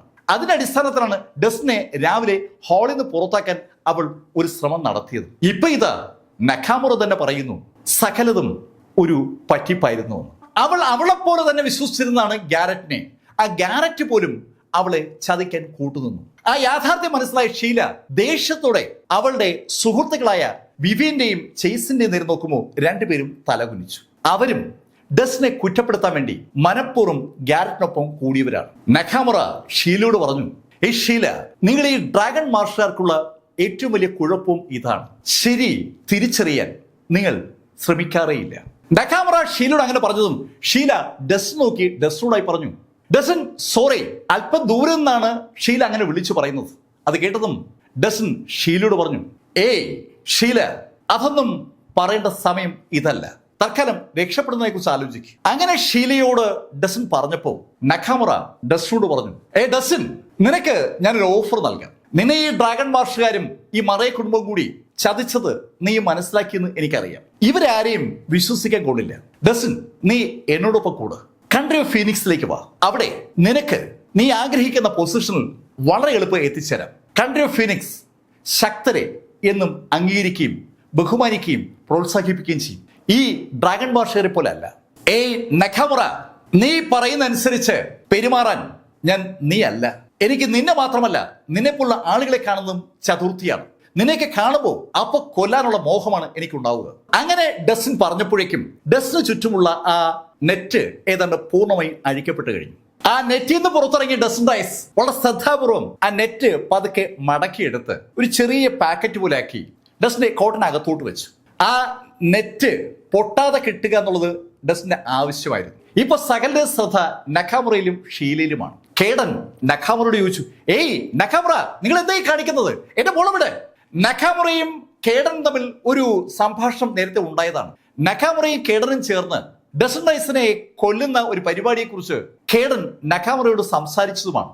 ആ നഖാമുറയാണ് ഇപ്പൊ അയാളുടെ മകളെ തടവുകാരായി പിടിച്ചിരിക്കുന്നത്. കഥ ഒരു വട്ടം പൂർത്തീകരിച്ചപ്പോ കേഡൻ സൗഹൃദം ഉണ്ടാക്കാൻ ശ്രമിച്ച നഖാമുറ ഇതാ അയാളുടെ മകളെ തന്നെ തടവുകാരിയാക്കിയിരിക്കുന്നു. കേഡൻ, നിന്നെപ്പോലുള്ള ആളുകളുമായി സൗഹൃദം ഉണ്ടാക്കുന്നതിൽ ഒരു അർത്ഥവുമില്ല. ഞാൻ നിങ്ങൾ എല്ലാവരെയും കൊല്ലാനുള്ള തയ്യാറെടുപ്പിലാണ്. അങ്ങനെ നഖാമുറ പറഞ്ഞതും ഡസൻ മുന്നോട്ട് നടന്നു വരുന്ന ഡസൻ റൈസിനെ നഖാമുറ കണ്ടു. നഖാമുറയ്ക്ക് ഡസനെ കൊണ്ട് എന്ത് പറ്റും എന്നുള്ളതിനെ കുറിച്ച് നല്ല ധാരണയുണ്ട്. നേരത്തെ ഡെത്ത് ഫിസ്റ്റിനെ ഒറ്റയിടിക്ക് ഡസൻ റൈസ് കൊന്നതും മാത്രമല്ല അയാൾ കണ്ടിട്ടുള്ളത്. അയാൾക്കൊപ്പം ഉണ്ടായിരുന്ന ആളുകളെ ഒറ്റ വാളുകൊണ്ട് ഒറ്റ ഷോട്ടിന് കൊന്നൊടുക്കിയ ആ രംഗം അയാൾക്ക് മറക്കാൻ പറ്റുന്ന കാര്യമല്ല. ഡസൻ മുന്നോട്ട് നീങ്ങുന്ന കണ്ടതും നഖാമുറ ആ സമുറായിക്കാരോട് പറഞ്ഞു, കം ഹിയർ. കേൾക്കേണ്ട താമസം ആ സമുറായിക്കാർ നഖാമുറയുടെ അടുത്തേക്ക് ഓടി വന്നു. ഇപ്പോ ആ സമുറായിക്കാര് നഖാമുറയ്ക്ക് മുന്നിൽ ഒരു വലയം തീർത്തിരിക്കുകയാണ്. ആ വലയത്തിനകത്ത് നിൽക്കുന്ന നഖാമുറ കത്തി ഷീലയുടെ കഴുത്തിലേക്ക് ചേർത്ത് പിടിച്ചിട്ട് ഡസനോട് പറഞ്ഞു, ഡസൻ, നീ അനങ്ങിയാൽ ഞാൻ ഇവിടെ കൊല്ലും. അത് കേട്ടതും കേഡനും ലിലിയും ഉറക്കെ ഡസനോട് പ്ലീസ് സ്റ്റോപ്പ് എന്ന് പറയാനായി വാ ഉയർത്തിയതാണ്. പക്ഷെ ആ നിമിഷത്തിലാണ് കേഡന്റെ കണ്ണുകൾ ഒരു കാഴ്ച കണ്ടത്. നഖാമുറയുടെ തല ഒരു വൻ ശബ്ദത്തോട് പൊട്ടിത്തെറിക്കുന്നതാണ് അയാൾ കാണുന്നത്. ആ പൊട്ടിത്തെറിയുടെ ശബ്ദം കേട്ടതും മുന്നിലുണ്ടായിരുന്ന ആ സമുറായിക്കാർ തിരിഞ്ഞു നോക്കുമ്പോഴേക്കും ഡസൻ റൈസ് ആ സമുറായിക്കാരുടെ ഇടയിലൂടെ ഷീലയെ തൂക്കി പുറത്തെടുത്ത് കേഡനടുത്തേക്ക് വലിച്ചെറിയുകയും ചെയ്തു. ഒക്കെ അതിവേഗതയില നടന്നത്. എന്താണ് സംഭവിച്ചതെന്ന് സമുറായിക്കാർക്കോ ഷീലയ്ക്ക് പോലും മനസ്സിലായിട്ടില്ല. ഷീലയുടെ ചെവിയുടെ തൊട്ടടുത്തുകൂടി എന്തോ പാഞ്ഞു പോകുന്നത് അവൾ കണ്ടിരുന്നു. ഒരു സിൽവർ നീഡിൽ ഷീലയുടെ ചെവി തൊട്ടില്ല എന്ന് പറഞ്ഞ് പുറകോട്ട് പാഞ്ഞ് കൃത്യം നഖാമുറയുടെ നെറ്റിൽ ഇടിച്ചു കയറുകയായിരുന്നു. ആ നീഡിൽ നെറ്റിലൂടെ തറച്ചു കയറിയതും ആ തല പൊട്ടിത്തെറിക്കുകയായിരുന്നു. ശരിക്കും അതിശക്തമായ പവർ ആ നീഡിലേക്ക് ഡസൻ റൈസ് കൊടുത്തിരുന്നു വ്യക്തം. കഥ പലർക്കും മനസ്സിലായിട്ടില്ല. അവർ കാണുന്നത് ഒരുപാട് സമുറായിക്കാര് വളഞ്ഞു നിൽക്കുന്നതിന് ഇടയിൽ നിന്ന് ഒരാള് പൊട്ടിത്തെറിച്ച് കൊല്ലപ്പെടുന്നതാണ്. ഈ കാഴ്ച ടാഡ്ഹാര ടോമച്ചിനെ കണ്ടു. അയാളുടെ മകന്റെ മകനാണ് ടാഡ്ഹാര നഖാമുറ. ആ നഖാമുറയാണ് അയാളുടെ മുന്നിൽ വെച്ച് കൊല്ലപ്പെട്ടിരിക്കുന്നത്. ദേഷ്യം എന്ന ടോമച്ചിനോ ഒന്ന് അലറി, എന്റെ ചെറുമകനെ കൊന്നല്ലേ? അങ്ങനെ ചോദിച്ചുകൊണ്ട് അയാൾ തറയിലേക്ക് ആഞ്ഞു ചവിട്ടിയതും തറയിലെ ആ അണ്ടർഗ്രൗണ്ടിൽ നിന്ന് മല പോലെ സമുറായിക്കാര് ആകാശത്ത് ഇങ്ങനെ പൊങ്ങി വരികയാണ്. അത് കണ്ടതും ക്രിസ്റ്റഫർ മറേ ആ ബ്ലാക്ക് ഗാർഡുകൾക്ക് അവരെ നേരിടാനുള്ള ഉത്തരവ് കൊടുത്തു. തുടർന്ന് അവിടെ ഒരു യുദ്ധം ആരംഭിക്കുകയാണ്. ആ യുദ്ധത്തിൽ ഡസൻ റൈസ് കൂടി പങ്കാളിയാണ്. ടാഡ്ഹാര ടോമച്ചിനോ അമ്പരപ്പൂടെ അങ്ങനെ കാണുമ്പോൾ ഡസൻ റൈസും ആ ബ്ലാക്ക് ഗാർഡുകളും ചേർന്ന് സമുറായിക്കാരെ അരിഞ്ഞു തള്ളുകയാണ്. സമുറായിക്കാരെ ആ ബ്ലാക്ക് ഗാർഡും ഡസൻ റൈസും ചേർന്ന് അരിഞ്ഞു തള്ളുമ്പോൾ പിന്നെയും ഉറുമ്പുകൾ പോലെ താഴെ നിന്ന് ആ സമുറായിക്കാർ ഇങ്ങനെ പൊങ്ങി വന്നുകൊണ്ടിരിക്കുകയാണ്. ആ കാഴ്ച ഒരു കാര്യം വ്യക്തമാക്കുകയാണ്. അണ്ടർഗ്രൗണ്ടിൽ ടോമച്ചിന വൻതോതിൽ ആളുകളെ അറേഞ്ച് ചെയ്തിരിക്കുകയാണ്. മറേ കുടുംബത്തെ എല്ലാ ശൈലിയിലും അവസാനിപ്പിക്കാനായി എല്ലാ വിധത്തിലുമുള്ള തയ്യാറെടുപ്പും ടോമച്ചിന നടത്തിയിരിക്കുന്നു എന്ന് വ്യക്തമാണ്. ഡസൻ റൈസും ബ്ലാക്ക് ഗാർഡുകളും ചേർന്ന് സമുറായിക്കാരെ അരിഞ്ഞു തള്ളുന്ന കണ്ടതും ടോമച്ചിന പെട്ടെന്ന് ആ ബ്ലാക്ക് ഗാർഡുകൾക്ക് നേരെ കുതിച്ചു. ബ്ലാക്ക് ഗാർഡുകളും ടോമാച്ചിനെയും തമ്മിൽ ശരിക്കും വ്യത്യാസമുണ്ടെന്ന് അയാൾ ആ ബ്ലാക്ക് ഗാർഡുകളുടെ അടുത്തെത്തിയ ആ നിമിഷത്തിൽ മുഴുവൻ കാണികൾക്ക് മനസ്സിലാവുകയാണ്. ടോമാച്ചിനയുടെ കൈ ഏതെങ്കിലും ബ്ലാക്ക് ഗാർഡിന്റെ പുറത്ത് പതിക്കുന്നതും അയാൾ പൊട്ടിത്തെറിക്കുകയാണെന്ന് പറഞ്ഞാൽ അതാണ് ശരി. ഒറ്റയിടിക്ക് ടോമാച്ചിന ഓരോ ആളിലും വീതം കൊല്ലുകയാണ്. ശരിക്കും ഭ്രാന്തമായ ആവേശത്തോടുകൂടിയാണ് ടോമാച്ചിനയുടെ പടർന്നു കയറ്റം. അയാൾ വലതൊരു ഭ്രാന്തോടുകൂടി മുന്നിൽ കാണുന്ന ആ ബ്ലാക്ക് കാർഡുകളെ മുഴുവൻ ഇടിച്ചു കൊല്ലുകയാണ്. ഈ കാഴ്ച കണ്ട കേഡൻ അയാളുടെ കൂടെയുള്ള ആളുകളോട് പറഞ്ഞു, നമുക്ക് തൽക്കാലം ഇവിടുന്ന് രക്ഷപ്പെടാം. അത് കേട്ടതും ലില്ലി കേഡനോട് ചോദിച്ചു, അപ്പൊ അച്ഛനോ? ലില്ലി നീ എന്ത് വേണമെങ്കിലും ചെയ്തോ, അച്ഛനെ ബോധം കെടുത്തണം. ഇവിടുന്ന് അച്ഛനെ ബോധത്തോടെ കൊണ്ടുപോകാൻ എന്തായാലും നമുക്ക് പറ്റത്തില്ല. നമ്മൾ ഇവിടുന്ന് പിന്മാറുന്നതാണ് നല്ലത്. പിന്മാറി കഴിഞ്ഞാൽ നമുക്ക് എപ്പോ വേണമെങ്കിലും തിരിച്ചു വരാം. തിരിച്ചു വരുമ്പോൾ ശക്തമായി തിരിച്ചു വരാം. അപ്പോൾ നമുക്ക് ഈ ടോമാച്ചിനെ ടീമിനെ തോൽപ്പിക്കാൻ പറ്റും. ടോമാച്ചിനയുടെ ശക്തി പ്രകടനം കണ്ടപ്പോ ഭയന്നുപോയ കേഡൻ അവിടുന്ന് രക്ഷപ്പെടാനുള്ള പദ്ധതിയെക്കുറിച്ച് പറഞ്ഞതും ഷീല കേഡനോട് ചോദിച്ചു, അച്ഛാ അപ്പൊ ഡസ്റ്റിനോ? ഷീല, ഇപ്പൊ നമുക്ക് ഡസ്റ്റിനെ കുറിച്ചൊന്നും ആലോചിക്കാനുള്ള സമയമില്ല. തൽക്കാലം നമുക്ക് രക്ഷപ്പെടാം, അതാണ് നല്ലത്. അച്ഛാ അത് ശരിയാവില്ല. ഇവിടുന്ന് നമ്മൾ രക്ഷപ്പെടുകയാണെങ്കിൽ നമുക്കിപ്പോ ഡസ്റ്റിന് വേണം. ഷീല, നീ എന്തായി പറയുന്നത്? ഇപ്പൊ ആവശ്യം സ്വന്തം ജീവൻ രക്ഷിക്കാന്നുള്ളതാണ്. അത് കഴിഞ്ഞാൽ നമുക്ക് ഡസ്റ്റിനെ രക്ഷിക്കാം. ആദ്യം നമുക്ക് സുരക്ഷിത സ്ഥലത്തേക്ക് മാറാം. ഇവിടെ നമ്മൾ നിൽക്കുന്നത് ബുദ്ധിമുട്ടാകും. നമ്മൾ ഇവിടെ നിന്നാൽ നമ്മൾ എല്ലാവരും കൊല്ലപ്പെടും.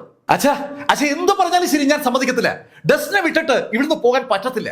ശരിക്കും ഡസൻ റൈസും ആ ബ്ലാക്ക് ഗാർഡുകളും ചേർന്ന് രക്തരൂക്ഷിതമായ ഒരു യുദ്ധമാണ് നടത്തിക്കൊണ്ടിരിക്കുന്നത്. അതിനിടയിൽ നിന്ന് ഡസ്റ്റിനെയും കൂടെയുള്ള ആളുകളെയും ഒഴിവാക്കി ഓടി രക്ഷപ്പെടുന്നത് നല്ല പരിപാടിയല്ല എന്ന് ഷീല പറഞ്ഞപ്പോ കേഡൻ വിവേനോട് പറഞ്ഞു, നിങ്ങളെല്ലാം കൂടെ ഇവിടെ പിടിച്ചോണ്ട് വാ. അവിടെ നിന്ന് ഷീലയെ വലിച്ചിഴച്ചാണെങ്കിൽ പുറത്തേക്ക് കൊണ്ടുപോകാനാണ് കേഡന്റെ തീരുമാനം. യുദ്ധം നടക്കുന്ന ആ സ്ഥലത്ത് നിൽക്കുമ്പോൾ അവർ കൊല്ലപ്പെടാനുള്ള സർവ്വസാധ്യതയുണ്ടെന്ന് കേഡന് നന്നായിട്ട് അറിയാം. കേഡൻ അങ്ങനെ പറഞ്ഞതും വിവേനും ചേസും ഇവാൻസും കൂടി ഷീലയെ ബലമായി പിടിച്ച് പുറത്തേക്ക് കൊണ്ടുപോകാനുള്ള ആ ശ്രമം നടക്കുന്ന ആ നിമിഷത്തിൽ ഡസൻ റൈസ് ബ്ലാക്ക് ഗാർഡുകളോട് പറഞ്ഞു, നിങ്ങൾ പിന്മാറാം. നിങ്ങൾ അയാൾക്ക് എതിരല്ല. ടോമാച്ചിന ഓരോ ഇടിക്കും ഓരോ ആളിന് വീതം കൊല്ലുന്ന കണ്ട ഡസൻ റൈസ് ബ്ലാക്ക് ഗാർഡുകളോട് അത് പറഞ്ഞതും ബ്ലാക്ക് ഗാർഡുകൾ പെട്ടെന്ന് പുറകോട്ട് മാറി. ബ്ലാക്ക് ഗാർഡുകൾ പുറകോട്ട് മാറുന്ന കണ്ടതും ടോമാച്ചിന സമുറായിക്കാരോട് പറഞ്ഞു, നിങ്ങൾ പുറകോട്ട് മാറാം. മുഖത്തോട് മുഖം ഏറ്റുമുട്ടാനായി ഡസൻ റൈസ് റെഡിയായപ്പോ ടോമാച്ചിനയ്ക്ക് അതങ്ങ് ഇഷ്ടപ്പെട്ടു. ടോമാച്ചിന കൺട്രി ഓഫ് ഫീനിക്സിലെ അതിശക്തനായ യോദ്ധാവാണ്. അയാളുടെ പ്രധാന ആയുധം സോഡാണ്. സോഡ് മജിഷ്യൻ എന്നാണ് ഫീനിക്സുകാരെ അയാൾ വിളിക്കുന്നത് തന്നെ. വാളുകൊണ്ട് അയാൾ ഇന്ദ്രജാലം കാണിക്കും. ടോമാച്ചിന ഡസ്റ്റിനെ ഒറ്റയ്ക്ക് നേരിടാൻ തീരുമാനിച്ചതിന് പിന്നിൽ മറ്റൊരു കാരണം കൂടിയുണ്ട്. ഇവിടെ ഇപ്പോ മറേ കുടുംബത്തിന് വേണ്ടി ഫൈറ്റ് ചെയ്യുന്നത് ഡസ്റ്റിന്റെ നേതൃത്വത്തിലാണ്. ഡസ്റ്റിനെ ഇല്ലാതായാൽ മറേ കുടുംബം പൂർണ്ണമായി ഇല്ലാതാകുമെന്ന് ടോമാച്ചിനയ്ക്ക് അറിയാം. ഡസ്റ്റിനെ ഇല്ലാതാക്കി കഴിഞ്ഞാൽ പിന്നീട് ഒരു തരത്തിലുള്ള തടസ്സം ഉണ്ടാവില്ല. അതുകൊണ്ട് ആദ്യം തലയെ തന്നെ ഇല്ലാതാക്കാൻ കരുതിയിട്ടാണ് ഡസ്റ്റിനെ നേരിടാൻ അയാൾ തീരുമാനിച്ചത്. ഡസ്റ്റിൻ ടോമാച്ചിനയുമായി നേർക്കുനേരുള്ള യുദ്ധത്തിലേക്ക് ഇറങ്ങിയതും കേഡൻ പെട്ടെന്ന് പറഞ്ഞു പോവുകയാണ്, ഡസ്റ്റിൻ എന്തായി ചെയ്യുന്നത്? അയാൾ ടോമാച്ചിനെ നേരിട്ടാൽ അപ്പോ യുദ്ധം അവസാനിക്കില്ലേ? ഡസൻ റൈസും ബ്ലാക്ക് ഗാർഡുകളും ചേർന്ന് ടോമാച്ചിനെയും ടീമിനെ നേരിട്ടുകൊണ്ടിരുന്നാൽ യുദ്ധം എന്തായാലും കുറെ നേരം നീണ്ടു നിൽക്കും. അതിനിടയിൽ കേഡനും കൂട്ടർക്ക് രക്ഷപ്പെടാൻ കഴിയുമെന്നാണ് കേഡൻ മനസ്സുകൊണ്ട് കരുതിയത്. ഇപ്പോ ആ അവസരമാണ് നഷ്ടമാകുന്നത്. അവർക്ക് കടന്നു പോകേണ്ടത് ഈ സമുറായിക്കാർ നിൽക്കുന്ന ആ ഭാഗത്തുള്ള വാതിലിലൂടെയാണ്. ഡസൻ റൈസ് ടോമാച്ചിനെ ഒറ്റയ്ക്ക് വെല്ലുവിളിച്ചതോടുകൂടി തങ്ങൾ വീണ്ടും പെട്ടിരിക്കുന്നു എന്നൊരു തോന്നൽ കേഡന്റെ മനസ്സിലേക്ക് വരുമ്പോൾ വിവിയനും ചേസും ഒക്കെ പരസ്പരം സംസാരിക്കുകയാണ്. ഇവൻ ആ ഗോഡ് ഓഫ് സോഡിനെയാണ് വെല്ലുവിളിച്ചിരിക്കുന്നത്. കൺട്രി ഓഫ് ഫീനിക്സിലെ ഗോഡ് ഓഫ് സോഡ് എന്നറിയപ്പെടുന്ന സോഡ് കിങ് ടാഡ്ഹാരോ ടോമാച്ചിനോ വാളുമായി അങ്ങനെ നിൽക്കുമ്പോൾ അതൊരു കാഴ്ചയാണ്. അയാൾ ആ വാളുമായി ആർക്ക് നേരെ കുതിച്ചാലും എതിരാളിയുടെ അന്ത്യം ഉറപ്പാണ്. ടോമാച്ചിനെ വെല്ലുവിളിച്ചുകൊണ്ട് ഡസൻ റൈസ് അങ്ങനെ നിൽക്കുന്ന കാഴ്ച വിവിയനും ചേസും ഇവാൻസും ഒക്കെ ലേശം സന്തോഷത്തോടെയാണ് കണ്ടത്. ഡസൻ അവർക്ക് വേണ്ടിയാണ് പോരാടുന്നെങ്കിലും ഡസൻ തോറ്റ് കാണണമെന്നൊരു ആഗ്രഹം അവരുടെ ഉള്ളിന്റെ ഉള്ളിലുണ്ട്. ടോമാച്ചിന ഒന്ന് ചിരിച്ചു. ഡസൻ, എനിക്ക് നിന്റെ ധൈര്യം അങ്ങ് ഇഷ്ടമായി. എന്തായാലും ഒരു കാര്യത്തിൽ നീ ഭാഗ്യവനാണ്.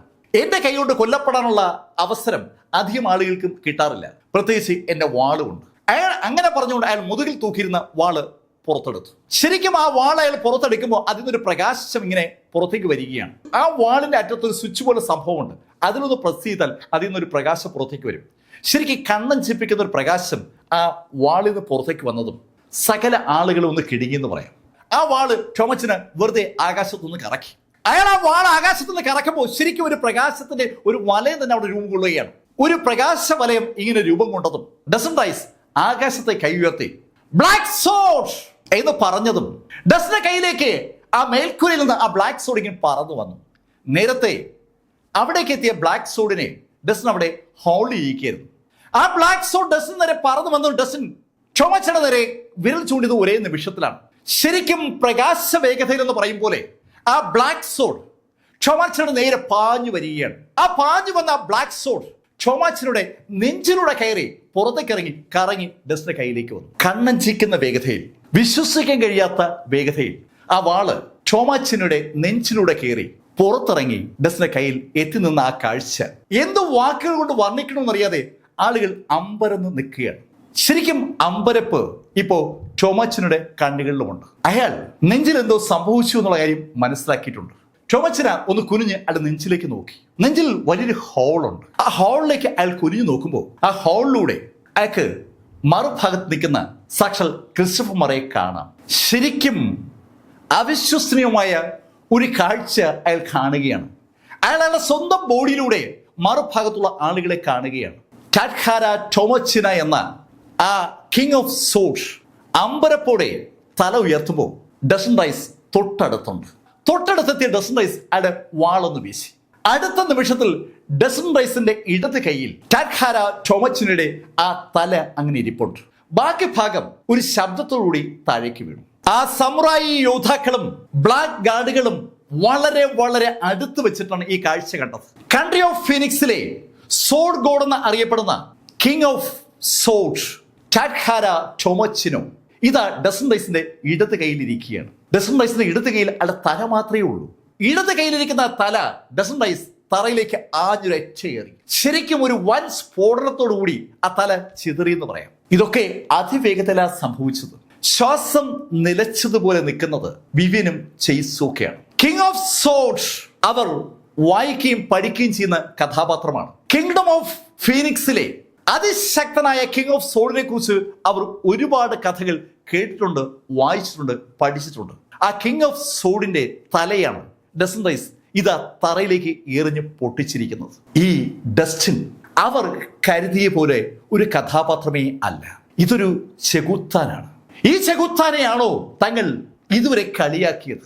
ആ ചിന്ത മനസ്സിലേക്ക് വന്നപ്പോൾ ചെയ്സിന്റെയും ഇവാൻസിന്റെയും വിവിന്റെയും ഒക്കെ ശരീരത്തിലൂടെ ഒരു വിറയൽ ഇങ്ങനെ ഉണ്ടാവുകയാണ്. ഡസൻ റൈസ് ആ കളിയാക്കലുകൾ മനസ്സിലേക്ക് എടുത്തിട്ടുണ്ടെങ്കിൽ അവരുടെ അന്ത്യത്തിന് അധികം സമയമൊന്നും ഉണ്ടാവില്ല. അവരുടെ അന്ത്യം ഏത് നിമിഷവും സംഭവിക്കാം. കേഡൻ നിശബ്ദനായി ആ കാഴ്ച കണ്ടു.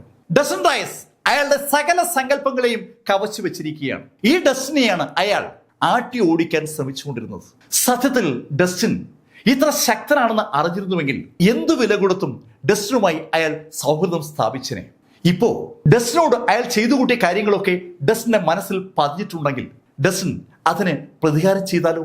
അതിനെക്കുറിച്ച് ആലോചിച്ചപ്പോൾ കേടന് എന്തെന്ന് പറഞ്ഞറിയിക്കാൻ കഴിയാത്ത ഒരു പേടി ഉണ്ടാവുകയാണ്. വല്ലാത്തൊരു ഭയം അയാളുടെ ശരീരം മുഴുവൻ വ്യാപിക്കുന്നുണ്ട്. അയാൾ ശരിക്കും വിയർക്കുകയാണ്. ഈ നിമിഷത്തിൽ ഡസൻ റൈസ് ആ ബ്ലാക്ക് ഗാർഡുകളോട് പറഞ്ഞു, കൊല്ലവരെ. കേൾക്കേണ്ട താമസം ഡസൻ റൈസിനൊപ്പം ഉണ്ടായിരുന്ന ആ ബ്ലാക്ക് ഗാർഡുകൾ ആ സമുറായിക്കാർക്ക് നേരെ തിരിഞ്ഞു. നേതാവ് നഷ്ടപ്പെട്ട സമുറായിക്കാർക്ക് പിന്നീട് അധിക സമയമൊന്നും പിടിച്ചിരിക്കാൻ പറ്റിയില്ല. ഏതാനും മിനിറ്റുകൾ കഴിഞ്ഞപ്പോൾ ഡസൻ റൈസും ബ്ലാക്ക് ഗാർഡുകളും ചേർന്ന് ആ മുഴുവൻ സമുറായിക്കാരെയും അരിഞ്ഞു തള്ളി. മുഴുവൻ സമുറായിക്കാരും താഴെ വീണ് കഴിഞ്ഞതും ഡസൻ റൈസ് ജനറൽ മറയുടെ അടുത്തേക്ക് വന്നു. സാർ, അങ്ങനെ കുഴപ്പമൊന്നുമില്ലല്ലോ? ഏയ് ഡസൻ, താൻ തന്റെ അമ്മയേക്കാൾ ശക്തനാണ് കേട്ടോ. ഡസൻ റൈസിന്റെ അമ്മ ഡ്രാഗൺ മാർഷിലെ അതിശക്തയായ യോദ്ധാവായിരുന്നു. ആ യോദ്ധാവിനൊപ്പം നിൽക്കാൻ പറ്റുന്ന ഒറ്റയാളെ ആ സമയത്ത് ഡ്രാഗൺ മാർഷിൽ ഉണ്ടായിരുന്നുള്ളൂ. അത് ഐറിസ് മെസ്കിലാണ്. ഐറിസ് മെസ്കിലും പ്രിൻസസും രണ്ട് കിടിലൻ കക്ഷികൾ. അവരായിരുന്നു ഡ്രാഗൺ മാർഷ് രാജ്യത്തിന്റെ ശക്തി എന്ന് പറയുന്നത്. ആ പ്രിൻസസിന്റെ മകൻ ഇതാ ആ പ്രിൻസസിന്റെ ചെറുപ്പകാലത്തെ ശക്തി അതുപോലെ പ്രകടിപ്പിക്കുകയാണ്.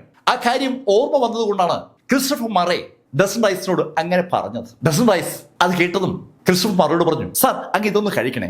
അങ്ങനെ പറഞ്ഞിട്ട് ഡസൻ റൈസ് ഒരു ഗുളിക എടുത്ത് ക്രിസ്റ്റഫർ മറയുടെ കയ്യിലേക്ക് വെച്ചു കൊടുത്തു. സാർ, ഇത് ജെമിഫനാണ്, ഞാൻ ഉണ്ടാക്കിയതാ.